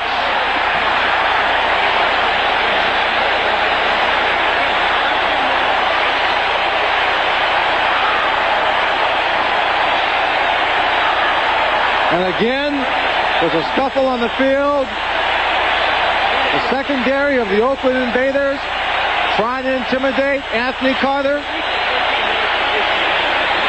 What a play by Lacey. She breaks tackles. I thought there was some doubt whether he'd get the catch and make the first down. Let's take a look at it. Bobby's hit a wobbly pass. Ken Lacey gets it right there. He's hit. That's not a tackle. You've got to get out and grab him. Now he's being pulled down, just hands it off, flips it back to John Williams. Derek Holloway downfield, trying to get a block. It's inside, touch number 24, Derek Martin. And it's first down for the Michigan Panthers. The ball is just inside the 27 of Oakland. And Hebert back to throw. Goes the sideline route to Anthony Carter, and it's too high. Hebert didn't have much zip on that ball. He didn't have much zip on it. That's a long pass and throw it to the sidelines. Take a look at AC, Anthony Carter. Comes off the ball. He's got that big cushion to work with. Just a simple down and out route. You see Bobby Hebert in the middle of the picture. Just gets the ball a little bit too high. To the outside. Anthony Carter just off his fingertips. Second down and 10 at the Oakland 26.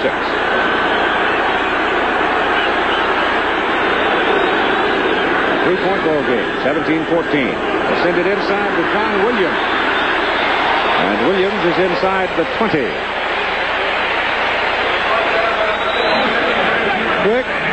The quick hitting play up the middle. The quarterback, you see Cedric Hartman, number 86. He's slipping in, reading the blocking. Right there, he gets caught. His charge upfield. Bobby Hebert, reverse ball handling. He takes the ball, does a complete turn, handing the ball off deep in his backfield. Third down and 3 for Michigan at the 19 of Oakland.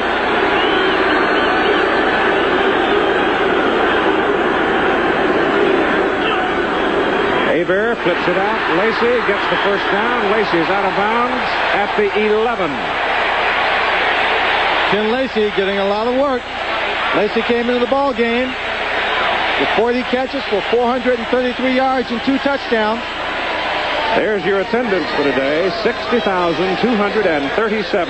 That is a new record for the United States Football League. And I don't think you can tell by those faces, no one is disappointed with the way their home team is playing and enjoying the afternoon.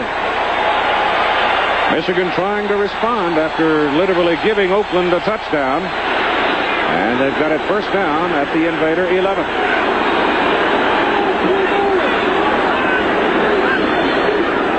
Blitz is on. Duncan trying to get through. Can't do it. Cobb with a one-hand tip and a grab and down around the 2. What a catch by the big tight end, Mike Cobb. Played his college ball up at East Lansing, Michigan State. Cobb comes off the line of scrimmage. He's going to have some contact here. Breaks to the outside. You've got to have great concentration. Be able to make the, look at that look. He gets his arms underneath, rolls on him. One-handed catch. He stops it, brings it in. Doesn't waste any time trying to get ahead into the end zone. Second down and 1 for the first down. 2 yards for the touchdown. Figures Williams here. He's got it. He doesn't score, but he may have the first down. Well, I think you can. The Oakland defense can anticipate Williams carrying the ball again. He said before, including the touchdown he scored today, he has 13 touchdowns on the season. Lacey came into this ball game with 6. This means that when you get close, when they're going for the 1 yard, in close to the end zone, Williams is the man. They want to have the football.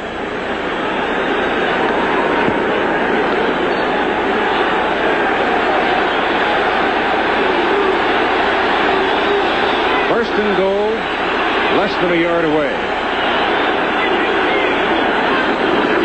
The quarterback, Hebert. Touchdown.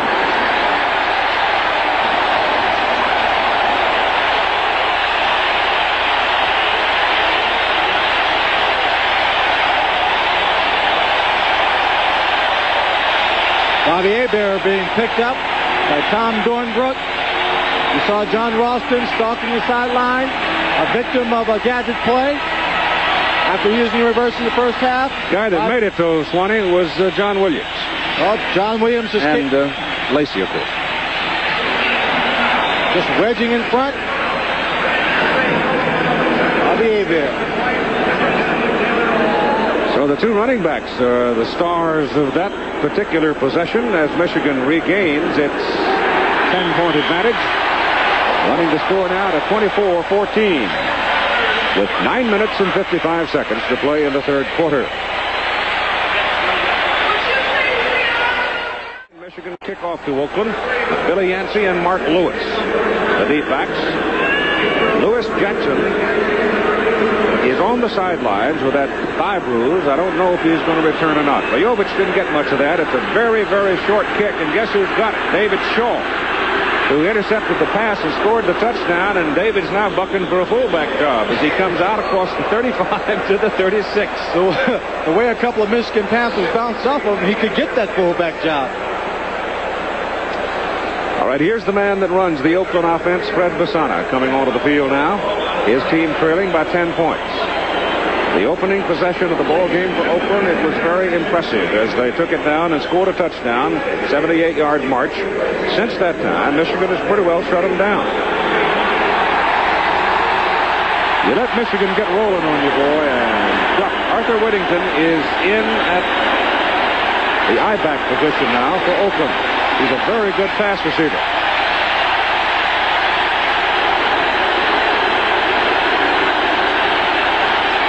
Basana says, wait a minute, and walks away as the crowd comes up roaring, and there's no way in the world that his wide people could hear him give the snap count. I'm not even sure the center could hear it. Well, whenever I played indoors, Dome Stadium, it's so difficult to hear that quarterback. You got to look in from your wide receiver position, almost trying to read his lips through the face mask. Of course, the best thing to do is to get a play called, pick up some good yardage, then the fans quiet down very quickly. Nothing like a 25-yard gain to hush him. I'll tell you one thing, Keith. First year in the USFL, 60,000 people. I think the Oakland Invaders rather enjoyed all that cheering. Well, here we go again.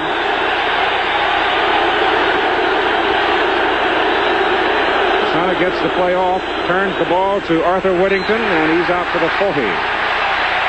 Picked up about 4 yards. Now let's check in with our partner, Tim Brandt. And Kenny Lacy's the man who made the catch in the lateral for Michigan on that last offensive series. Was that a design play? No, it wasn't a design play. Well, I saw John, you know, he has a wide route out there, and I saw him coming up the sideline. So I figured he'd get a little more yards than I did, so I just tossed it back to him. Go ahead, tell him what you told me. He said he's got to do something special on TV for you, Keith. All right. Well, we're enjoying his work. From the 41, Basana back. Looks and looks, and he has plenty of time. Now he throws it away. He had plenty of time, all right. Very nice play-action fake by Basana, but he didn't take a deep drop at all. Just stood there right behind the center, looking for a receiver, couldn't find one, put the ball out of bounds. The previous attendance record, in case you're curious, was the 53,370, and Herschel Walker and the New Jersey Generals played their first home game against Tampa Bay. But they've got 60,237 here at the Silverdome today. It's 3rd down and 6.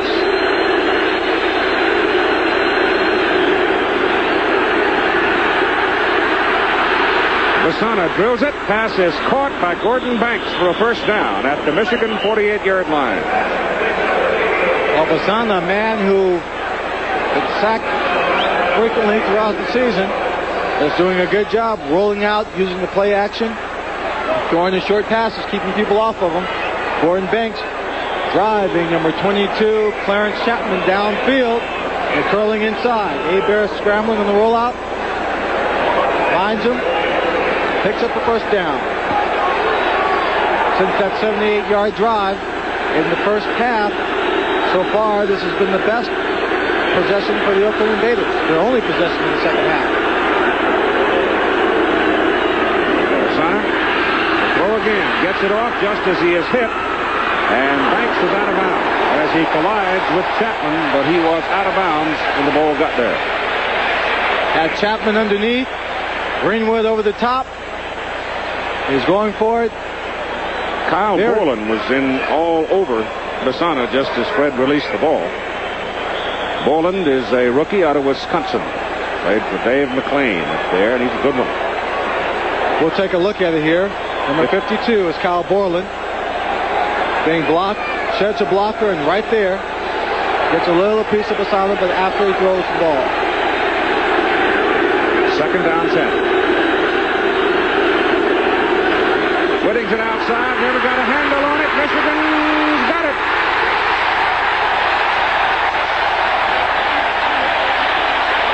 Ray Bentley. Ray Bentley, he's a man who teamed up with Greenwood to hit Wyatt Henderson and cause the intercepted pass by Kyle Borland in the first half. Does a great job getting on the fumble, and it's another turnover. The Michigan Panthers have the ball on the 43-yard line and will be driving. Arthur Whittington just never really got a handle on it. Never got a handle on the ball. He is just eaten up right there by number 99, Ronnie Padgett. Then number 50 comes in and just jumps all over it. Ray Bentley having a fine day. He wasn't going to go anywhere with it anyhow. Not at all. The ball is marked just inside the Oakland 43.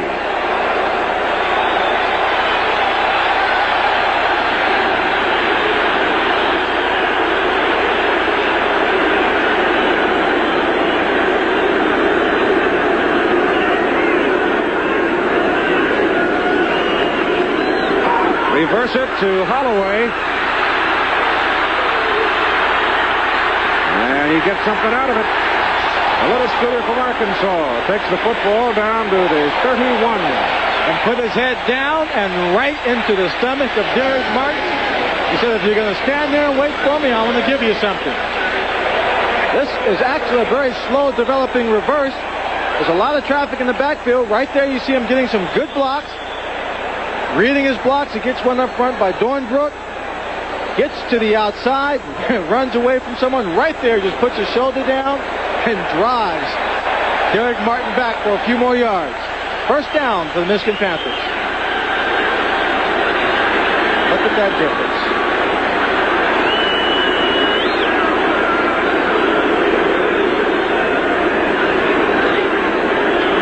They send Lacey inside as Oakland showed blitz. There's no fumble.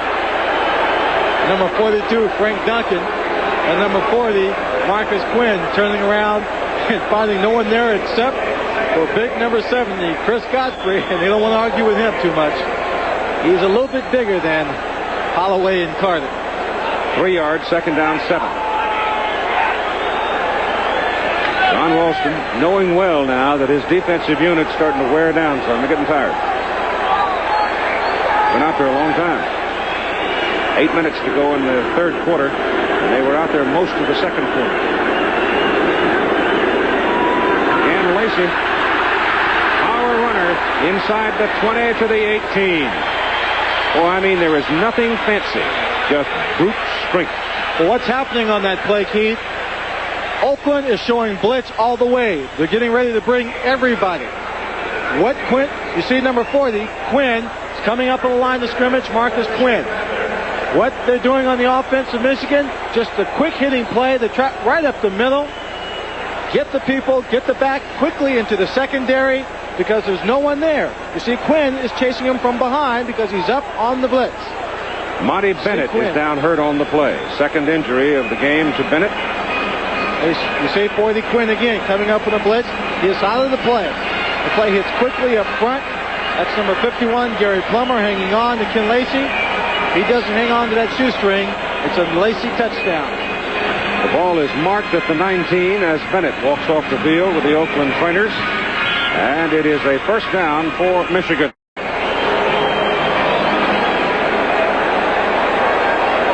Did you say that was off Bermuda Key?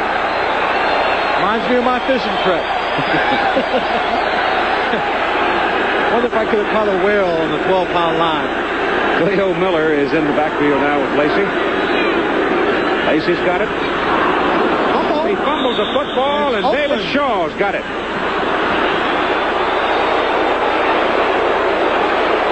They tried once too often on the same play, that quick hitting play in the middle. Ken Lacey, the ball stripped away from him. Shaw, the ball's on top of him. So Michigan turns it over for the second time today. Take a look here. Bobby Hebert, Chris Godfrey pulling. Right there, number 58. Strips the ball away from him. He made that play all to himself, didn't he? Yes, he did. By himself. So Shaw becoming the big star of the ball game for Oakland as the Invaders get the ball back at their own 18, trailing by 10. Both teams now have turned over the football twice. Oakland in its last possession looked like they were going to be able to move it a little bit against the Michigan defense as they went to the play action series. Turned it over. Now Michigan's giving it back.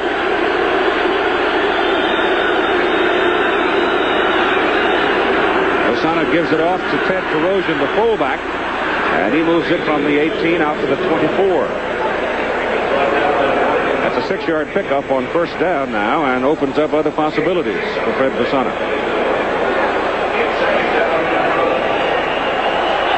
And 57, John Corker got up pretty slow that time. He's in on the tackle.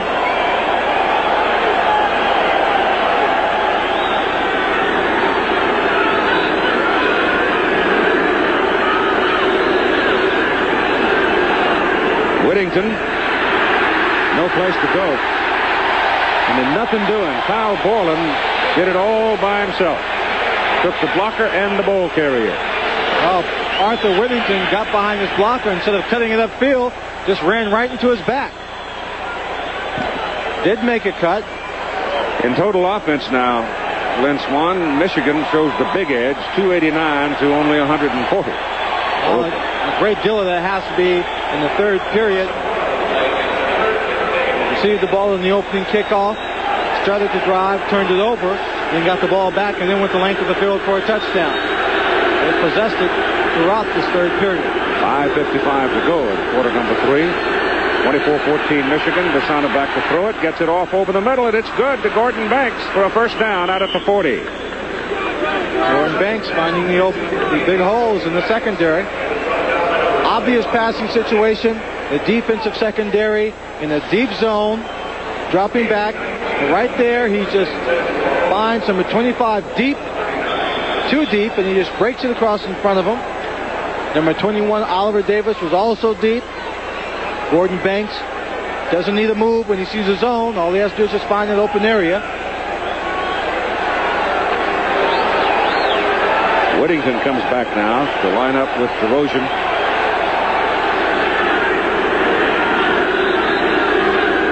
He hadn't played in 2 weeks because of the cracked rib. Desana drops. Throws short to his fullback, Corrosion. He takes some punishment from Borland and Bentley. He took a tough hit. He is not going to get up without some help. He was hit low, and as he was in the air, was sandwiched between number 50, Ray Bentley, 59, Robert Pennywell, 52, Kyle Borland, all in on the stop.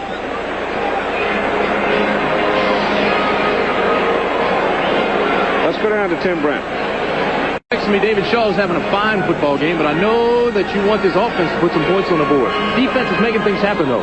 Yeah, well, the defense, we're just trying to stop them, hold them in check right now, and get our offense an opportunity to get on track and get things going. You know, we're still into the game. scored a touchdown, an interception, fumble recovery. Have you ever had a game like this? Well, not for a while. And it feels good, Keith. He called him the young David Shaw. He's 26 years old. Yeah, he's a lot younger than Tim Brandt. Looks it, too. The ball is at the 47. We're at 2nd down and 3 as Tarosian jogs off the field. He was deflated by that crunching from the Michigan linebacker. Well, the cheerleaders of the Michigan Panthers hope that they can fly down to Denver and do some more cheering. 2nd and 3. Holmes is in replacing Tarosian. Desana shoots it and gets the first down as he finds Raymond Chester between linebackers. Pennywell again in on that stop, along with number 52, Mike Borland. So far in the day, they have not been able, the Michigan Panthers defense has not been able to consistently or effectively get to Fred Besana. He's kept them at bay.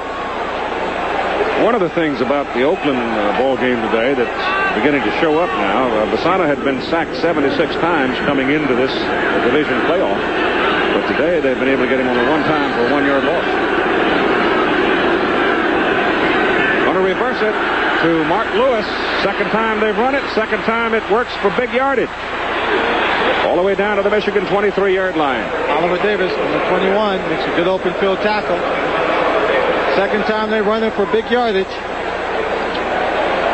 Michigan Panthers defense pursuing very well on all the plays. Get them going in the wrong direction, reverse it back. There's no help on that backside. Lewis has carried it twice on that reverse play and picked up a total of 45 yards. They mark it at the 22 of Michigan, where it's first down for Oakland. And Tarosian comes back in, replacing Holmes, the fullback.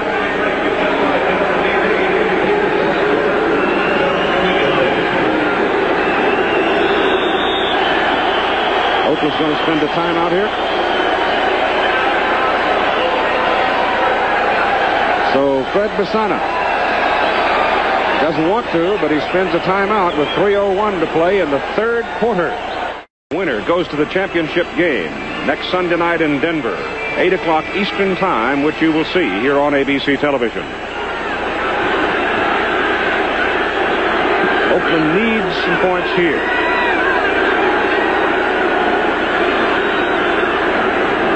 Movement in motion. And Besana back, flips his own, gets his pass off, and it is incomplete. Penalty flags are down. There'll be some kind of pass interference. Thrown deep in the secondary. There's a flag thrown back where Besana released the ball to. It could be holding. Well, they came in on the blitz, and they may just call it a late hit, roughing the passer.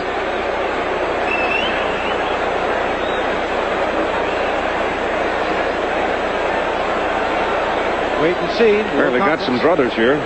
Now they've sorted it out. Number 22, Clarence Chapman. Personal foul roughing the passer against Michigan. And illegal blitz. You see the blitz. Watch right here as the safety, number 25, John Arnott, comes in on the blitz. And he jumps into the air. After Besana's released the ball, knocks him to the ground. And the penalty moves the football down to the 11. On the defense, penalty is declined. We have a personal foul, roughing the passer, number 24 on the defense. Penalty is accepted. First down. See, Kyle Boland was holding up Arthur Whittington as Whittington tried to work into a short zone area. So they take the greater penalty, which is the 15-yard personal foul against the quarterback.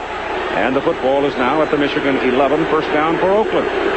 So the Invaders are very much in this hunt. Knocking on the door. Jack Holmes is in at fullback. Ted Tarosian carries the ball, fumbles it, and Michigan's going to come away with it.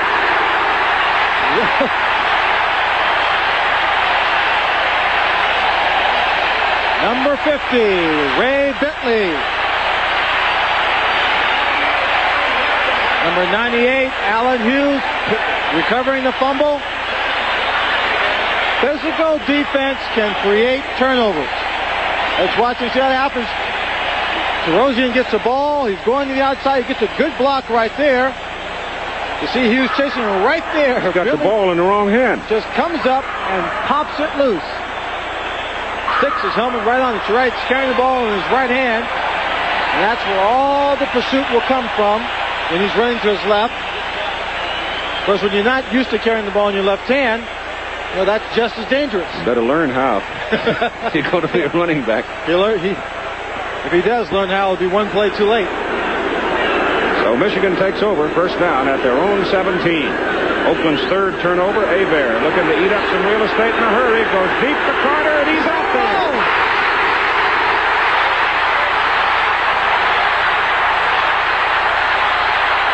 Oh, they finally hem him up. Anthony Carter lost yards on the play by coming back. He wanted 6. What a play. 60 yards. All he does is run, but he runs faster than anybody else, straight down the field. Number 29, Kenny Daniels thought he was going inside, stayed outside. Now he gets right up here to the 30-yard line. Now he's at almost a 34, the 26-yard line. He starts to put on some moves, trying to get away. Didn't really lose that many yards. He's on the sideline now, getting a little breather. Very near the 27 of Oakland. 60-yard pass play. Hebert still looking for it. That's caught by Derek Holloway. And it's going to be enough for a first down.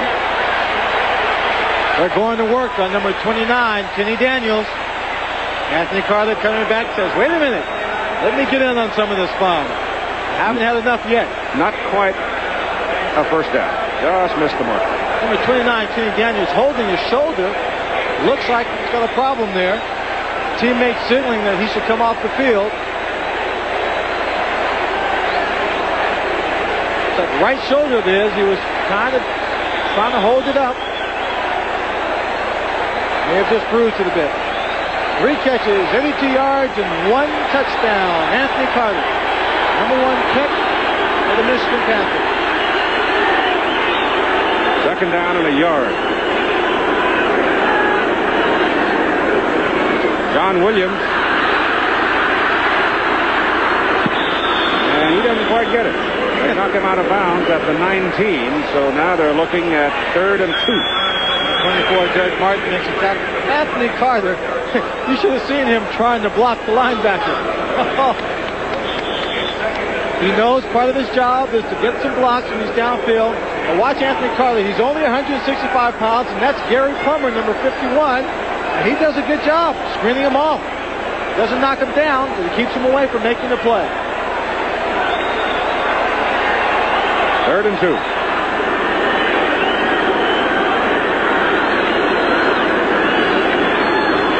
I don't know. It'll be close. This Oakland defensive bunch, they've been burned on some big plays, but they've got some grit. They're hanging in. At the 40 seconds on the clock. 10-point lead for the Invaders, for the Panthers, excuse me. And they're short by about a yard, half a yard. Gonna go. They're gonna go. Bojovic is on the sideline. Doesn't have his helmet on. So on 4th and a half a yard, they'll go.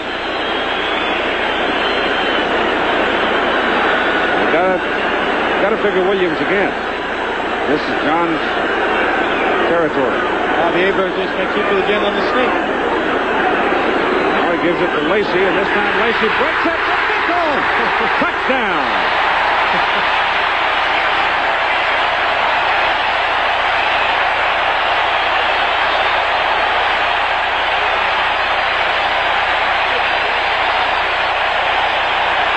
Ken Lacey out of Tulsa. 18 yards off left tackle for the touchdown.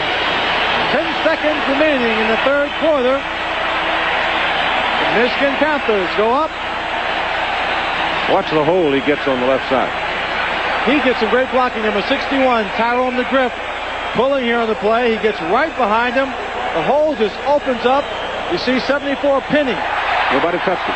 Nobody touched him. Bojovich extra point good. 10 seconds to go, third quarter. It is a 31-14 ball game now for Michigan.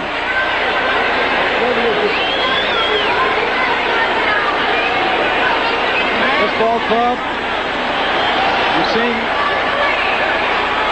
just about what they're capable, everything they're capable of doing.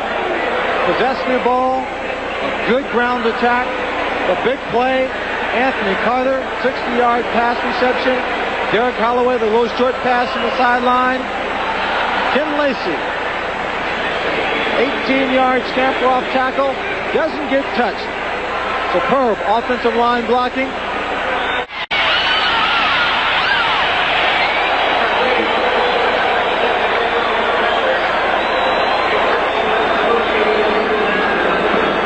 Oakland desperately needs a big play here. Bojovich kicks off. The short kick goes to the 5-yard line. And brought up by Billy Yancey, number 23, to the 25-yard line. All right, Bobby Hebert satisfied now the way things are going as the third quarter comes to an end. And you're watching another exclusive of ABC Sports. Our score, Michigan 31, Oakland 14. We'll be back with the fourth quarter of play after this message and a word from our local station. Pretty well reflect the score. 31-14 Michigan going into this fourth quarter. 244 yards passing for Bobby Hebert. The Michigan Panthers having a big day. All of his receivers playing very well. Starting out the game, hitting his tight end, Mike Cobb, for a couple of quick passes. Then putting the burden on Anthony Carter and some big plays, and Derek Holloway coming up with a couple of good grabs. Now Oakland's got to move it. Down by 17. Basana wants to throw, having trouble finding, finally dumps it off to his fullback, DeRozan. And DeRozan gets 6 yards on the play, out to about 36-37. Bobby Hebert now with Tim Brett. Bobby, turnovers have hurt them, but you guys seem to be moving the ball at will. Now, did Anthony Carter tell you he could get deep on that play? Well, no, really, I talked to Coach Slay. He was up in the press box at halftime, and, we were planning to run that the second half, and we were just, figuring out the right time to run it, and we knew they'd be coming up on the run, close to our goal line, so I just told him to get, to beat him deep, and he beat him. Praise the Lord. Okay, but Keith? Second down, 4. Just beyond the 31. Got to throw now. Pressure's on, goes short. DeRozan caught behind the line of scrimmage at the 29. Coming up, Al Bolin and Robert Pennywell. Oh, hello, Ted Terosian. They are making them pay fiercely for catching the ball in this ball game. Filling their confidence, playing good, solid football, not playing with the nerves and a little bit of the tension they had at the opening kickoff. Basana had a little more pressure on him that time. He's looking at third down and 6.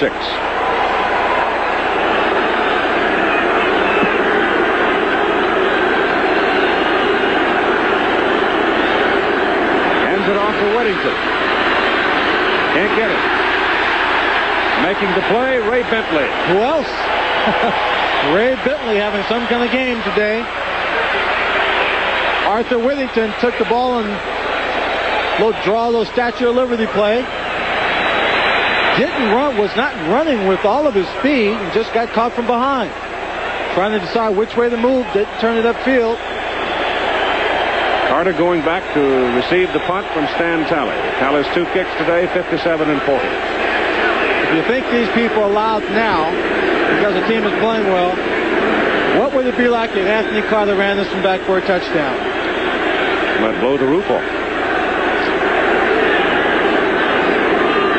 In black shirts, trying to get some pressure on Talley, but he hits a howitzer. Runs Carter all the way back to his 16.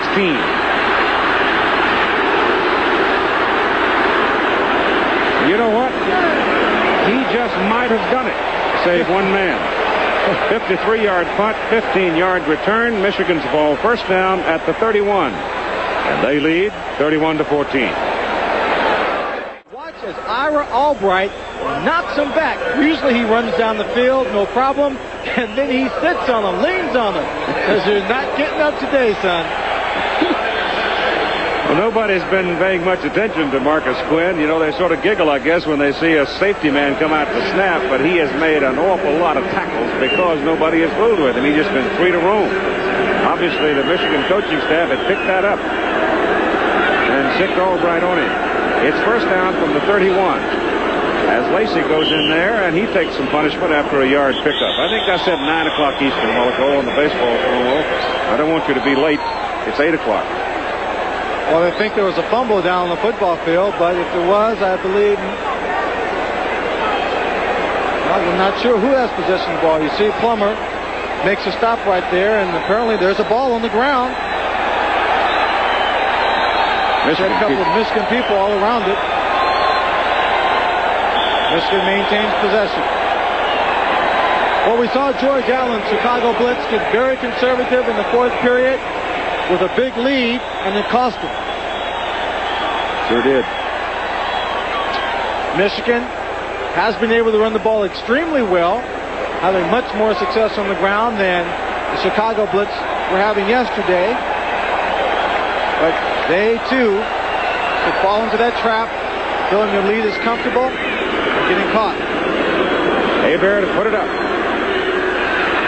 Throws it to Lacey. Lacey's dumped just over the 35. Hit by number 29, Kenny Daniel. Out of San Jose State, the rookie.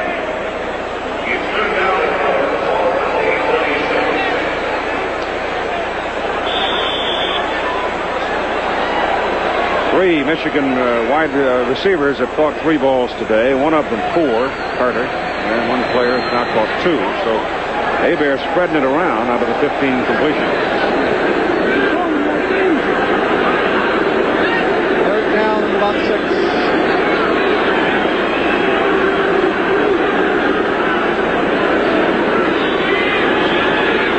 Gets it away, and it is incomplete, and the pressure was on. There were 3 white shirts coming after him, and he let it go a little soon. Carter couldn't get to the ball, and so it brings up a 4th down, and Michigan will punt.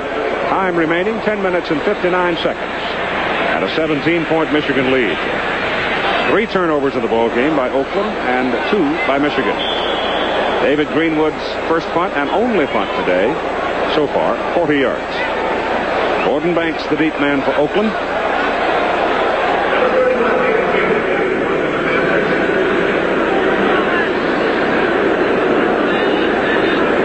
Oakland with all 10 people on the line of scrimmage. Coming after it. Greenwood gets it out. High kick.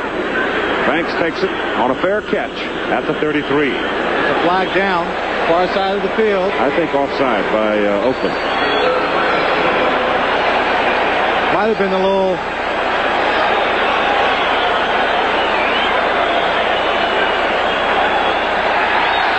Offside against Oakland, but it's not enough for a first down. It's not enough for a first down, no. He lifts up his head, he can do that. Snaps the ball, they're all offsides. Center can look between his legs, find the punter, pop his head back up. It's not constituted. It doesn't mean he's trying to draw them offside. The Michigan defensive unit had gone out onto the field as if they were going to decline it. But now they accept it. Offside on the defense. Still 4th down. 4th and 1. 4th and 1. Greenwood's still in the field, so he's going to punt it.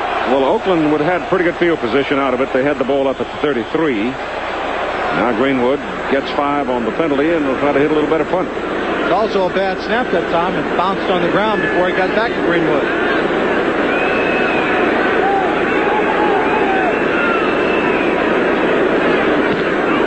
And he gets a better punt out of it.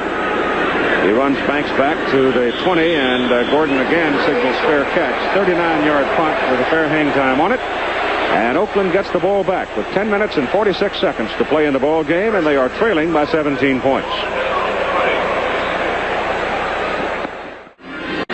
as the folks in Michigan are whooping it up. They're confident their team can handle things now, leading 31-14 with 10:46 to play in the ball game. Oakland has it one more time on their own 20. The offense has been pretty well controlled since the first quarter.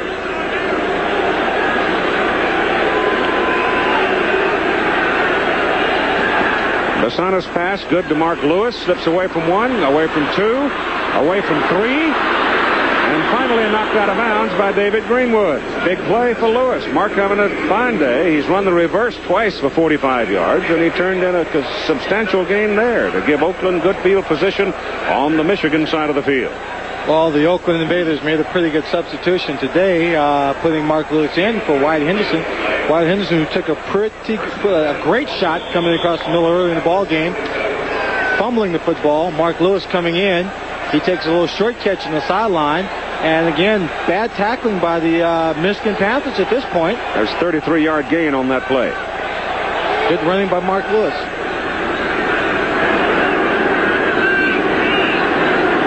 Throws it. It's slapped at the line of scrimmage, and Jairo Penaranda has no chance to make the catch. Penaranda was open.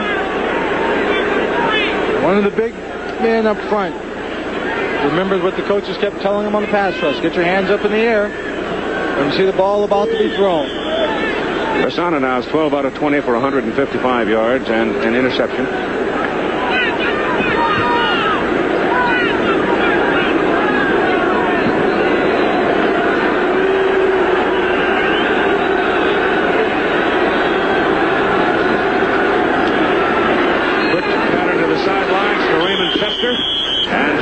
Shoved out of bounds by Greenwood, short of the first down. His progress is going to be to about the 40. Greenwood is a big, strong safety. 6'3", 210. Out of Wisconsin. That's where Mike Webster, the center from Pittsburgh, is, and he's another big, strong one. I guess he just kind of grow him that way up in Wisconsin. Eat the cornbread. I'll be up there in July. Going to Hayward, huh? Chopping down some trees in the Lumberjack Championship. 3rd down and 3. Little quick pop over to Terosian. Good for the first down at the Michigan 34. So, Basana, nickel and dime in here, but moving the football. Well, he's got 10 minutes to try and bring his team back. That's a lot of time. You see the scoreboard there. Ralston's a man who's patient, knows he has time to get something done, but he just has to he has to get some points out of each drop. I'll tell you one thing, Ted Terosian is in good shape. He's got to be to take all the hits he's had today. Basana has good protection. Jairo Penaranda out of the backfield moves it down to the 25. Picked up 8 yards on that play. He had sent Banks and Lewis on flag routes, but they were just taken away from him by the Michigan secondary. Send them down deep, spread out that defensive coverage. And if they're covered, you can't get the ball to them, dump it off to the back of the tight end who's short underneath that linebacker coverage. He's done it effectively in this drive. Henderson is back in the lineup now, and Lewis out for Oakland, with Basana now 10 out of his last 12.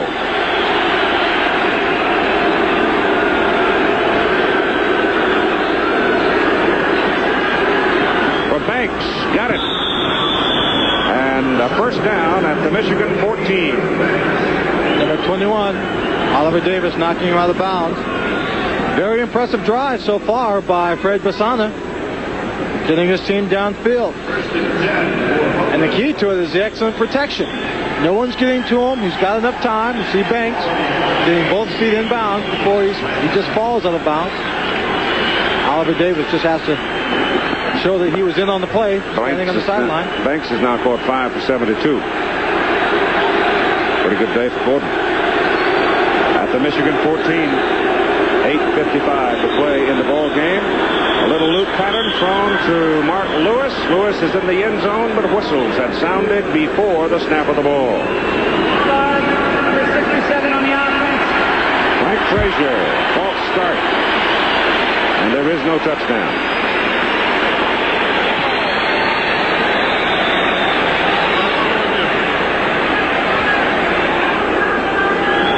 The Invaders have seen a lot of flags this year. A lot of yards to have to make up in any ball game in any season. Set up with Lewis to the top, Banks to the bottom of the picture. It's first down and 15 as the ball comes back to the 19. Basana goes short over the middle for Penaranda. Whoa, boy, did Kyle Borland ever nail him. Well, it looks like when the young men from Pittsburgh came to this team on the offensive line, maybe they told them about being physical too. They're hitting as hard as I've ever seen any team hit. When I look around here and see Borland, Wisconsin, Greenwood, Wisconsin, John Williams, Wisconsin, how come they didn't win the Big Ten? How come they didn't what? Win the Big Ten. Oh, I don't know. You see the play right there. Penaranda, right, has his hands on it in the air. And he's a sitting duck for Kyle Borland. Puts that shoulder right in the stomach. Then goes over and pats him on the shoulder and said, come on back and get some more. Hiro's got to leave the ball game after that whack just to get some air.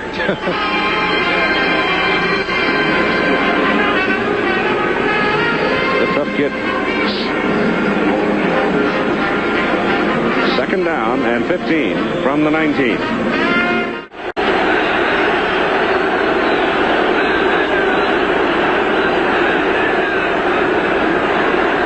Basana looks at Lewis, goes for it, and it is intercepted by David Greenwood.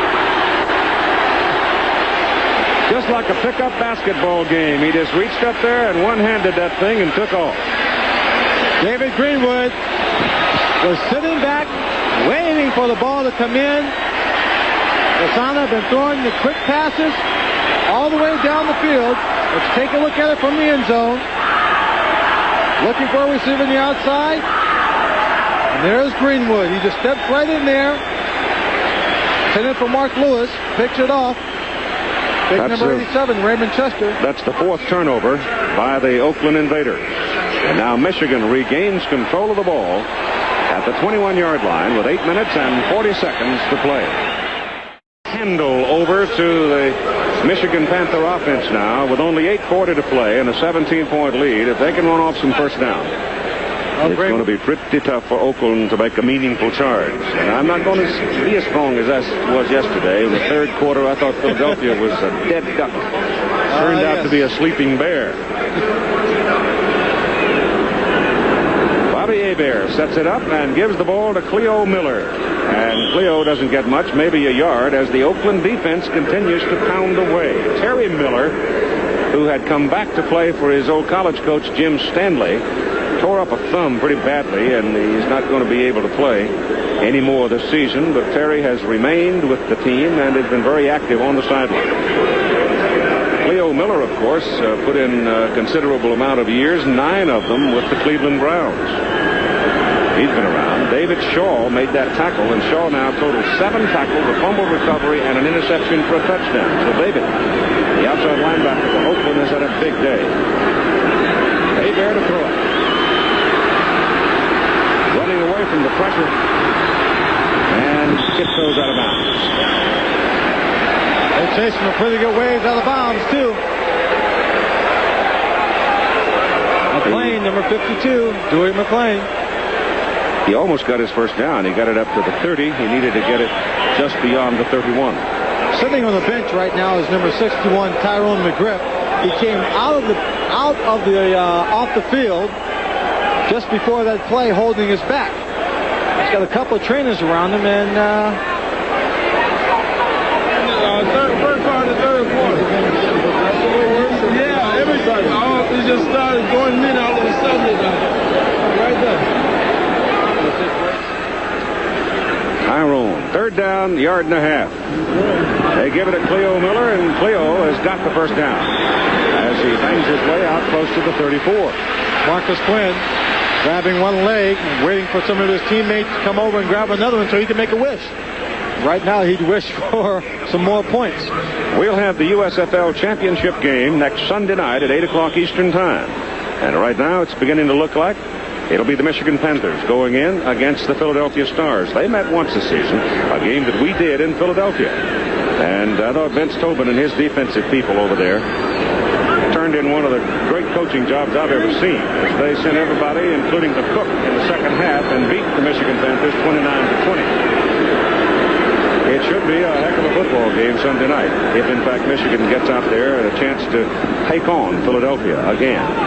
On first down, they stay relatively conservative, giving it off to the fullback Cleo Miller. Randy McClanahan with ice on the back of his neck. And time 6:45 to play in the ball game, and a 31-14 ball game with Michigan on top. This Oakland bunch got a lot of grit. They fought hard, played hard. They've had no luck. And having him hurt and having had an indecisive week as well and no practice hasn't helped them either.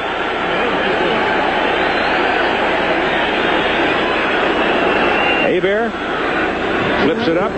Lacey. Oh boy. He took a good shot from Kenny Daniels. Kenny Daniels showing he can dish out a little punishment for himself. Lacey took that on the side of the head. And that's a chance you take. From it. When you take those little swing passes, the quarterback has to lead you. And if the corner or a linebacker reads it correctly, he comes up with a head full of steam. Fred Basana looking on, wanting another chance, and not really looking that confident he could bring his team back. At the 35, third down and 9.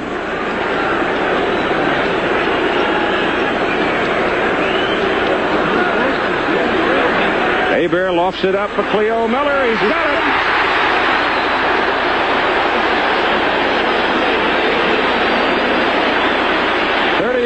Cleo Miller pumping just as hard as he could.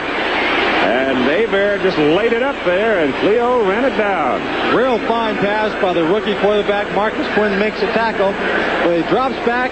There's Cleo Miller at the top of the screen, going on a little corner route. Gets behind everybody. Nice grab. Excellent pass. Not a conservative play. Cleo Miller. Arkansas, Pine Bluff. Saw too much of him when he was at Cleveland. He did a very good job up there. Ball is at the 30 of Oakland, where it's first down Michigan. And 5:20 to play in the game. American Sportsman follows at 5 Eastern Time. Be 2 o'clock out on the West Coast.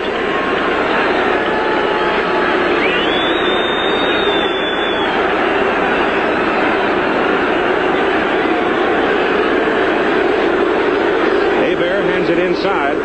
And Ken Lacey gets 2 to the 28. Well, they've been doing a good job with the ball on the ground. Keep it on the ground. It runs the clock out. Finish the ball game with the Michigan Panthers on top. And they all go home and get a little rest. I am surprised, actually, at this point, Keith. I don't think that I will come out and say I don't believe that Oakland's going to catch up to Michigan. I think I would take Ken Lacey out of the ball game, give him a little rest. He's got 14 carries for 73 yards on the ground.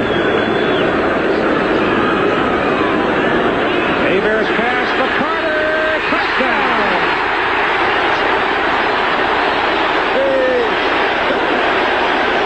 And he taunts the defense. Penalty flag against Michigan. Penalty against Michigan. No touchdown.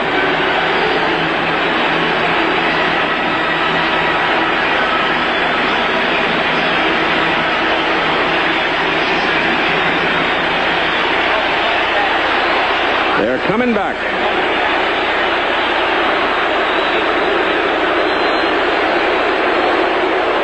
Tom White. Holding, number 88 on the offense for the tackle. Takedown, second down. Don Eccles, number 88. Let's take a look anyway at Anthony Carter. He's going against him at 29, Kenny Daniels. Kenny Daniels has been verbally taunting, pushing, shoving. Anthony Carter staying right in it, goes in the air, gets inside. There's not much of a contest on that matchup. And we're going to see a holding right there at the top of the screen. He just tackles him. We saw one like that yesterday, too. Michigan, 9 flags, 49 yards. Ball comes back to the 39. Second down, 20. Hebert is going to air it out again. Goes short. Pass is good to McDonald Oden, the tight end. And Oden is back to near the original line of scrimmage. Oden, for a moment there, looked like he was going to run towards the sideline, then realized that he wanted to stay in bounds to keep the clock moving. Did so. Dropped down at the 28-yard line. Third down and 8 for Michigan to keep it. Now time showing at 3:40 to play in the game. 17-point lead, 31-14 for the Panthers.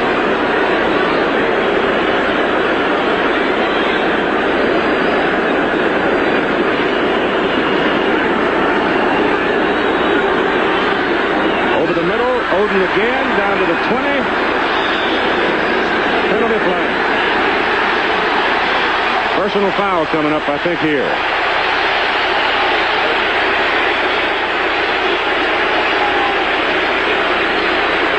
Face mask. Well, it's been the offense of Michigan that has been just as physical at times as their defense.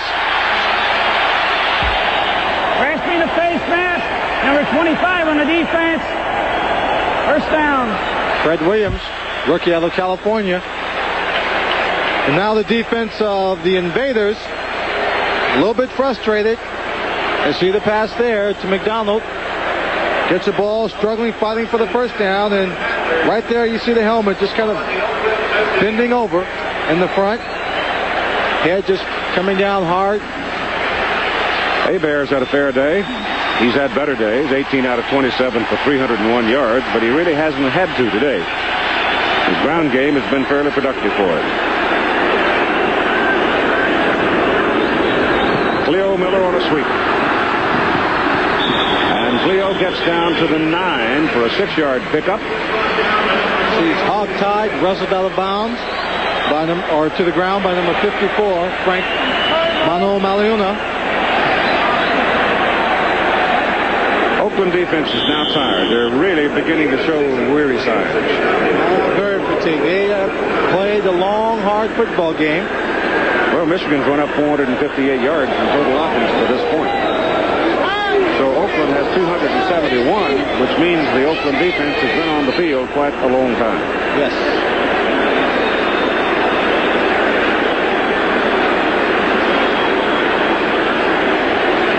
Right now, Bobby Hebert will take a timeout. At 2:27 to play in the ball game, he comes to the sidelines to talk with Jim Stanley. The ball is sitting at the 9, where it is second down and 4. Philadelphia yesterday had 550 yards in total offense. So I would imagine when Michigan and Philadelphia get together Sunday night at 8 o'clock out in Denver, the ball will move around some. I think so. Anticipating that Michigan will win this ball game. Both their offenses extremely productive. I think, of course, Michigan might have a better balanced offense. Let's go down on the field now for John Corkers. Tim Brandt talks to it. John Corkers telling me he's ready for Denver, and I can see you are. Yeah. Say, Miss Corker, you ready to go to Denver? Did you think it'd be this easy? 31-14, one-way game? I tell you, we prepared hard. We fought hard all year long. We knew what we had in store for us this afternoon, and we accomplished what we set out to do by winning this ball game. We got one more to go. Yeah, when you got that big lead, I asked if you had seen the game yesterday, and you said absolutely. One thing about this is Michigan. That happened in Chicago. All right, Pete. He's positive. Oh, absolutely. Absolutely. John Corker. Second down and 4 for Michigan at the Oakland 9. John Williams to the corner. To the 4. He got a good block by number 63, Tom Dornbrook, out in front. He just strung it all the way to the sideline. Picks up the first down. A record crowd of 60,237 responding to their team's success. Michigan is trying today to win their 12th game in their last 14 after a 1-4 start. Bobby Hebert. Going to be a long ride home for John Ralston and his staff and his players, obviously. Tad Toby, the owner of the Oakland franchise. 2 minutes to play in the football game. 2 minutes. And so as you look at the scoreboard, I think you can now start considering the matchup of the Michigan Panthers and the Philadelphia Stars in the championship game Sunday night.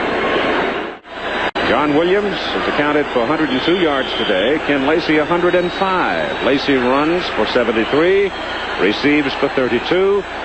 Williams rushing 55 and receiving 47. So those two running backs are going to find job for him.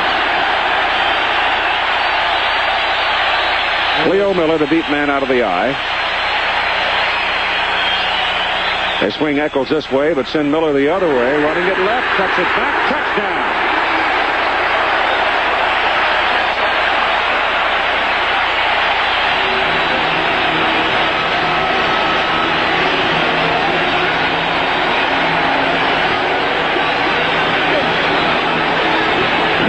Cleo Miller's first touchdown of the season. He's been a hard-working old pro with this young ball club, and I think somebody probably saw that Cleo hadn't counted one this year, and he got his chance and cashed it in. Well, here with good blocking up front, it's just a fine little short run he makes here. Gets blocking to the outside, sees a hole on the inside, cuts it back into the end zone, and he scores. Boyovich for the extra point. Missed it. The snap was a little offline to Whit Taylor, but it looked like Whit got it down all right, and Nobo just hooked it out of there.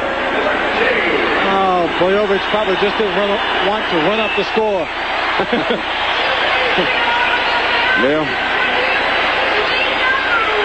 Next Sunday night, 1 point might mean a lot.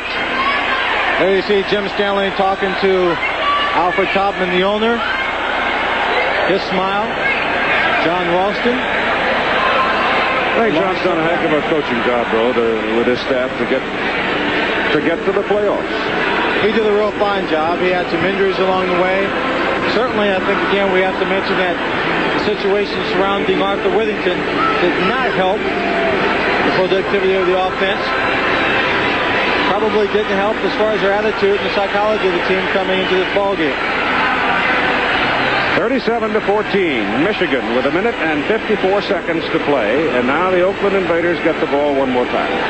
Jim Stanley, there's Arthur Whittington, number 22, sitting on the bench. Not happy. Back in Pittsburgh, there was a ball player on our team, Keith, one year, was also trying to negotiate a contract in the middle of the season. Decided he wouldn't show up for a game, said he wasn't going to make the trip until he got a contract. He ended up playing in Detroit the next year. 1 point. Bouncing kick, fielded by Mark Lewis, and he brings it back to about the 27. So this could be the final possession for the Oakland Invaders with 1 minute and 49 seconds to play in the ball game.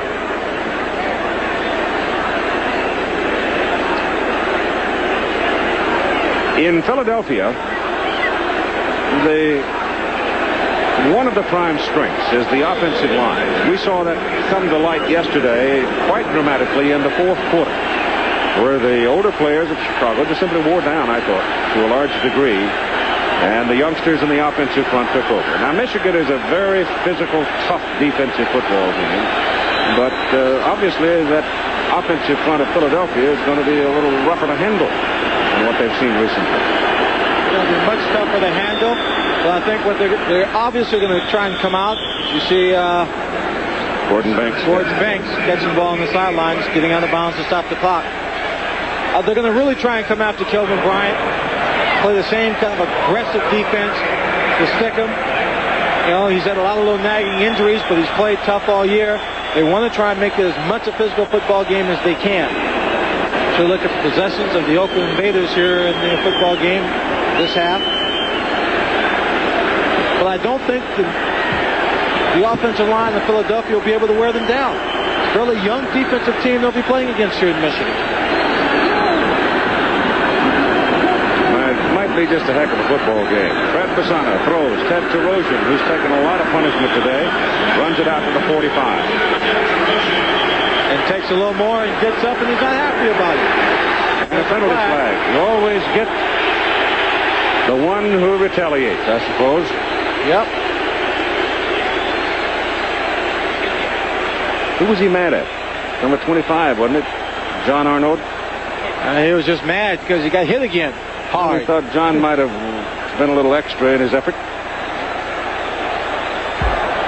They have a personal foul on number 32, Oakland. Personal foul, number 22, Michigan.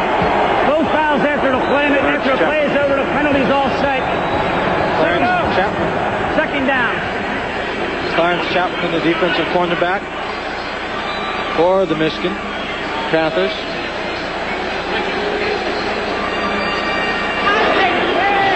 Anthony Carter. He has improved steadily throughout the season. I'm sure he has to be happy with his performance and his growth in only his first year. Going to the championship playoff. A newlywed. Right now for Oakland, second down 4 and 1:32. Ray Bentley has had a remarkable game so far this afternoon.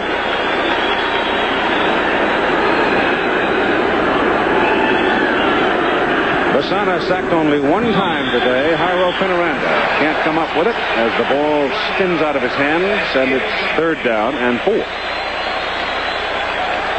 Oh, Fred Pisana would just like to see this game end quickly. As soon as possible, I'm sure.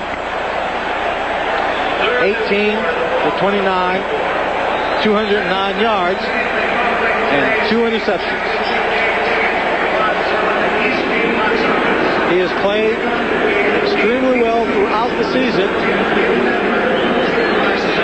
being the most sacked quarterback under a great deal of duress. Pisana's thrown the ball 579 times this season in games. That doesn't count all of those days on the practice field. I would think he'd have trouble getting his right arm up. He's only a few yards short of getting 4,000 yards. It was pulled out of the Chicago game. Here was a big play back in the third quarter when Ted Terosian took the handoff here, started left, and took a wicked hit, lost the football from Bentley. Michigan recovered it. Oakland was turned away, and at that point, it could have been a 24-21 ball game if Oakland had scored. That was a great effort by Bentley. The ball was on the wrong side, knocked it loose. Allen Hughes was there to fall on it, and they played opportunistic football all day. Little quick pop out to Terosian, and he's still fighting. And he's got a first down as Oakland goes on 4th and 4 with a swing pass out to the fullback, and he gets the first down. So the clock stops for a moment while the chains are moved with 1 minute and 13 seconds to play in the ball game. Bobby Hebert's got 2 of them on his jersey. Makes up 11.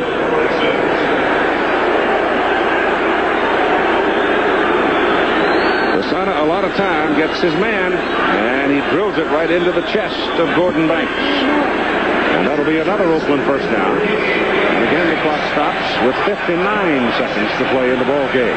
In a game like this, Michigan out in front, not wanting to give up a quick touchdown, not feeling any threat of losing this ball game. Oakland wanting to score just for their own pride makes it the longest 2 minutes in the football game. Terosian again.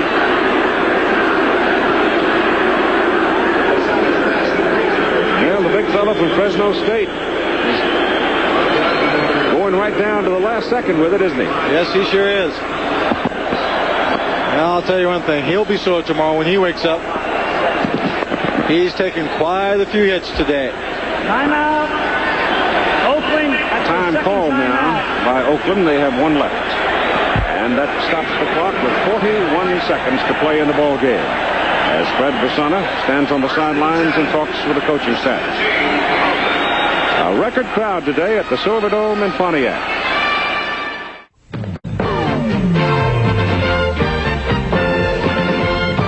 Well, we're just finishing the dance here at the Silverdome in Pontiac. The Princess, or whatever you want to call them. And it's certainly a bit of a Cinderella story, I think, to a large degree, though this whole franchise at Michigan turned around when those 3 offensive linemen came in. And that gave young Hebert time to develop into a fine quarterback. Keith, you've heard coaches talk about this for many, many years. When they draft a player, when they build a team, attitude and character. I think we saw a great demonstration of the character of the Philadelphia Stars and their comeback. And we've seen all season long in the Michigan Panthers fight to get to the playoff, to the championship. Basana tried to drill it to Banks and missed him. Now there's 37 seconds to play. As the Michigan Panthers fought their way through the season into this championship, we've seen their character being down 1-4. You kind of in a position where it would be easy to give up, but they haven't. And now those two teams are playing for the championship. And we'll have it for you at 8 o'clock Eastern Time, 5 o'clock Pacific Time, from Denver, Colorado. Please don't let it rain. Fred Basana, one more time. Raymond Chester, inside the 10, stopped at the 6. And that'll stop the clock for the first down. Well, let's see, Keith. Panthers are ahead 37-14. If Oakland scores and gets a 2-point conversion, that's 8. Onside kick. Score again. That's another 16 points. Nope, they still can't catch up. Stop it. Jim Stanley's done quite a job. I first knew him when he was an assistant coach. And then, of course, knew him as he went to the head job at Oklahoma State. Then became an assistant in professional football. And got a chance here. A big star for him at Oklahoma State was that good-looking fellow with the chewing gum there, Terry Miller. The banker. And Terry would be a very prominent member of this backfield corps had he not suffered a broken thumb. Tore it up pretty bad. American Sportsman coming up right after the ball game at 5 Eastern Time. We're waiting for the clock to expire with 29 seconds to go. And Michigan has the ball game in hand. Featured today on Sportsman, Heather Thomas will be in a hot air balloon from the expert Vin Abruzzo, Sir Edmund Hillary. An expedition climbing the unscaled east face of Mount Everest. And Peter Benchley and scientists down in Bermuda observing the humpback whales and their migration habits. That shot of Hebert and Derek Holloway and Anthony Carter, those 3 little children down there on the sideline. They look so young, Keith. But, oh, they can run. Yep. 29 seconds. Some of the fans have now moved down onto the field in the tunnel. That's a touchdown. A touchdown for Mark Lewis. So Fred Basana takes his team on down the field and gets the touchdown with 25 seconds to play in the game. Mark Lewis has played extremely well for the Oakland Invaders today, coming in as a replacement for Wyatt Henderson.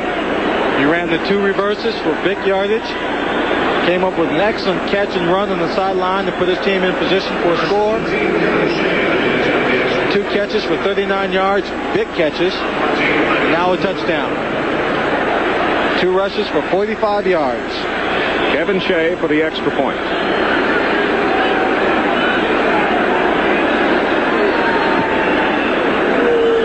It's good. And it's a 37-21 ball game.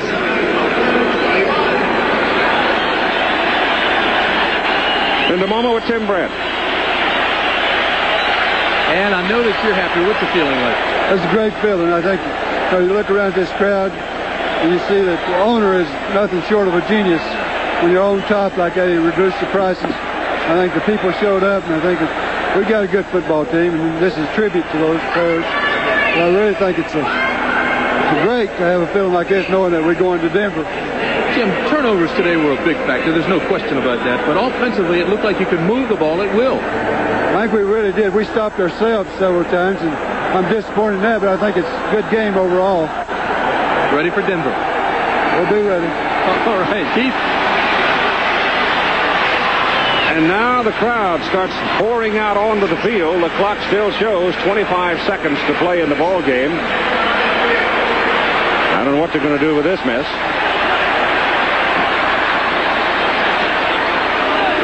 Just start the clock and wind it off because it's academic anyway, I think. I don't know what it was that triggered them coming down out of the stands, but there they are. Well, it's been good to have so many people at the fans, but this is not good at all there. I don't understand. They're down there all around the goalposts. They're trying to tear them down. Don't they know they can't tear up the steel goalposts? Yeah, but I'll tell you what can happen.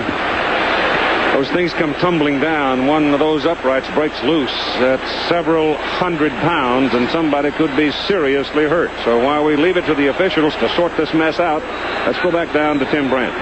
Thanks, Keith, and you're absolutely right. Somebody could get hurt down here, and there is concern. But, Bobby, inside the feeling has to be tremendous. Oh, really? Hey, it is a great game, and I'm just glad we won, and I hope we just make it to Denver, and I hope we win. Praise the Lord. Keith, for our own safety, I'm throwing it back to you. Well, for your own safety, that's a good move, Timmy. I didn't see any particular reason for them suddenly bolting down onto the field, but I think for all intents and purposes the ball game is over. They have still not run off the final 25 seconds on the clock, but there is really no reason to do anything other than start it and let it finish and call it over.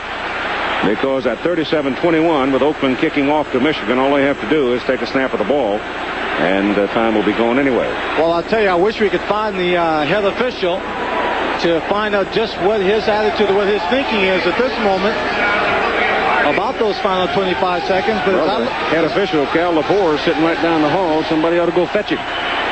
So we can ask him, find out. Find out what they're going to do with it.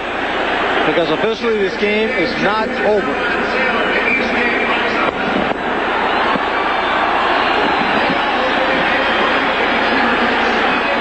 The public address announcer is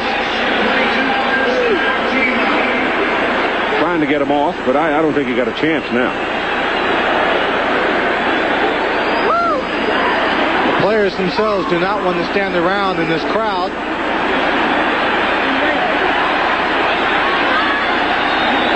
No, they're not going to. I think that most of the players are gone. In fact, Oakland and Michigan have both headed toward the tunnel where the dressing rooms are located. And they've left the field. Oh, the only players I see out in the field now are Tyrone McGriff, trying to make his way into the locker room. If he can't make it, nobody can. He's walking, too. Well, there's just no way that the security force could do anything with that many people. There must be 5,000 to 6,000 of them. Maybe not that many. 3,000 anyway down on the playing surface. Well, you know, after this game is over, they had planned a party here on the surface. Looks like a few of them, a few thousand, just decided to get a head start unnecessarily.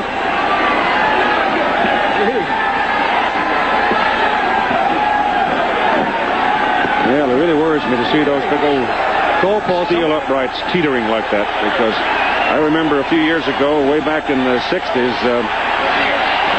1968, as a matter of fact, a young fellow at college game fell off one of them one day and was severely injured. Well, they've got one of them down, and they brought it down gently, so apparently nobody's hurt. We had Todd Berry, our spotter, go down and talk to Cal Lepore, the head of the officials, and he said the game has been called for the safety of the players. So with 25 seconds on the clock, it is now officially over. Okay, the final score. The Michigan Panthers 37 and the Oakland Invaders 21. Michigan will meet Philadelphia for the championship of the USFL next Sunday night in Denver at 8 o'clock Eastern Time. Stay tuned for the American Sportsman. Travel arrangements made through promotional fee paid by United Airlines. United flies to Hong Kong for more top business centers with 3-class Royal Pacific service. This a presentation of ABC Sports.